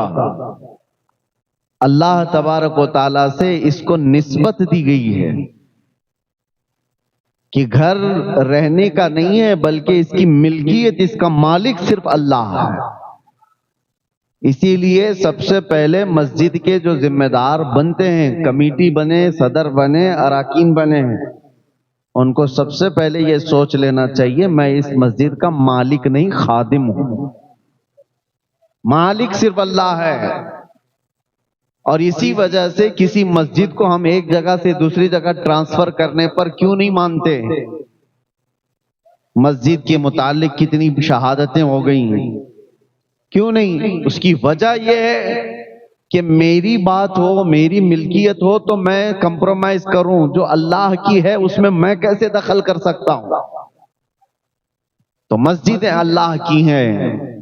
اور آج شہر رانی بن نور کی اس سرزمین پر جو یہ لہلاتا ہوا چمن دکھ رہا ہے، اس کی ایک تاریخ بھی میں بتا دوں۔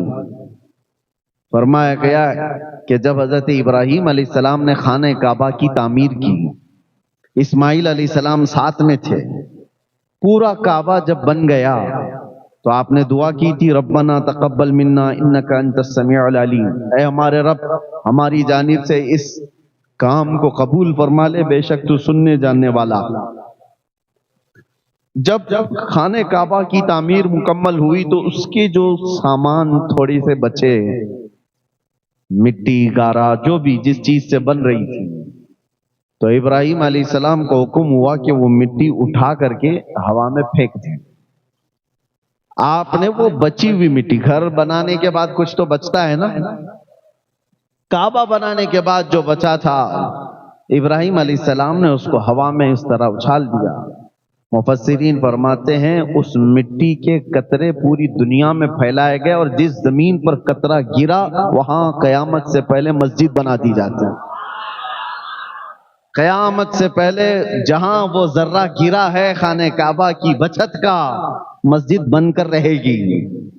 اب سمجھ میں یہ آیا کہ مسجد یہاں پر بنی ہے تو یہ کسی کے مال لگنے سے یا کسی کے محنت لگنے سے نہیں، یہ تو برسوں پہلے زمین پر لکھا گیا ہے کہ ہاں مسجد بننے والی ہے، خانہ کعبہ کی بچی ہوئی چیز یہاں پر بھی گری ہوگی، اس کا حصہ یہاں پر بھی ہوگا۔ اسی لیے آپ لوگ اس میں زیادہ ٹینشن لینے کی ضرورت نہیں۔ جہاں پر روئے زمین پر وہ ابراہیم علیہ السلام کی اچھالی ہوئی مٹی کا ذرہ گرا ہوگا، وہاں پر بن کر رہے گی، کسی کا باپ بھی روک نہیں سکے گا، مسجد بنے گی۔ اور دوسری بات یہ، مسجد کی تعمیر کے بعد ایک عقیدہ بھی میں آپ کو دینا چاہتا ہوں، بلکہ ہر مسلمان کا یہ عقیدہ ہے۔ اتنا سجایا آپ نے مسجد کو، لاکھوں اس میں خرچہ کیے ہیں، اس کے دیوار سے لے کر اس کے ممبر، اس کے محراب، اس کی قالین، اس کے جھومر، ساری چیزوں سے اس کو رنگ و روغن سے سجا دیا ہے۔ اور اس لیے بھی میں اس کو غلط نہیں ٹھہرا رہا، ہونا یہی چاہیے کہ ہمارا گھر جتنا نہ سجے اس سے کئی درجے زیادہ اللہ کا گھر سجا ہوا ہو۔ پہلے تو بزرگوں کا یہ معمول ہوتا تھا کہ مسجد سے اوپر کسی کا مکان نہیں ہوتا تھا، مسجد سے اونچا گلی میں کسی کا مکان نہیں ہوتا تھا کہ اللہ کا گھر ہے، اس سے بڑا گھر کسی کا نہیں ہونا چاہیے۔ خانہ کعبہ پر بھی یہی تھا معمول۔ یہ تو اب کے ظالموں نے بڑی بڑی اونچی بلڈنگیں بنائی ہیں، برسوں سے وہاں پر بھی تابعین یہ کہتے تھے خانہ کعبہ بیت اللہ جتنی اونچی تعمیر ہے اس سے اونچی تعمیر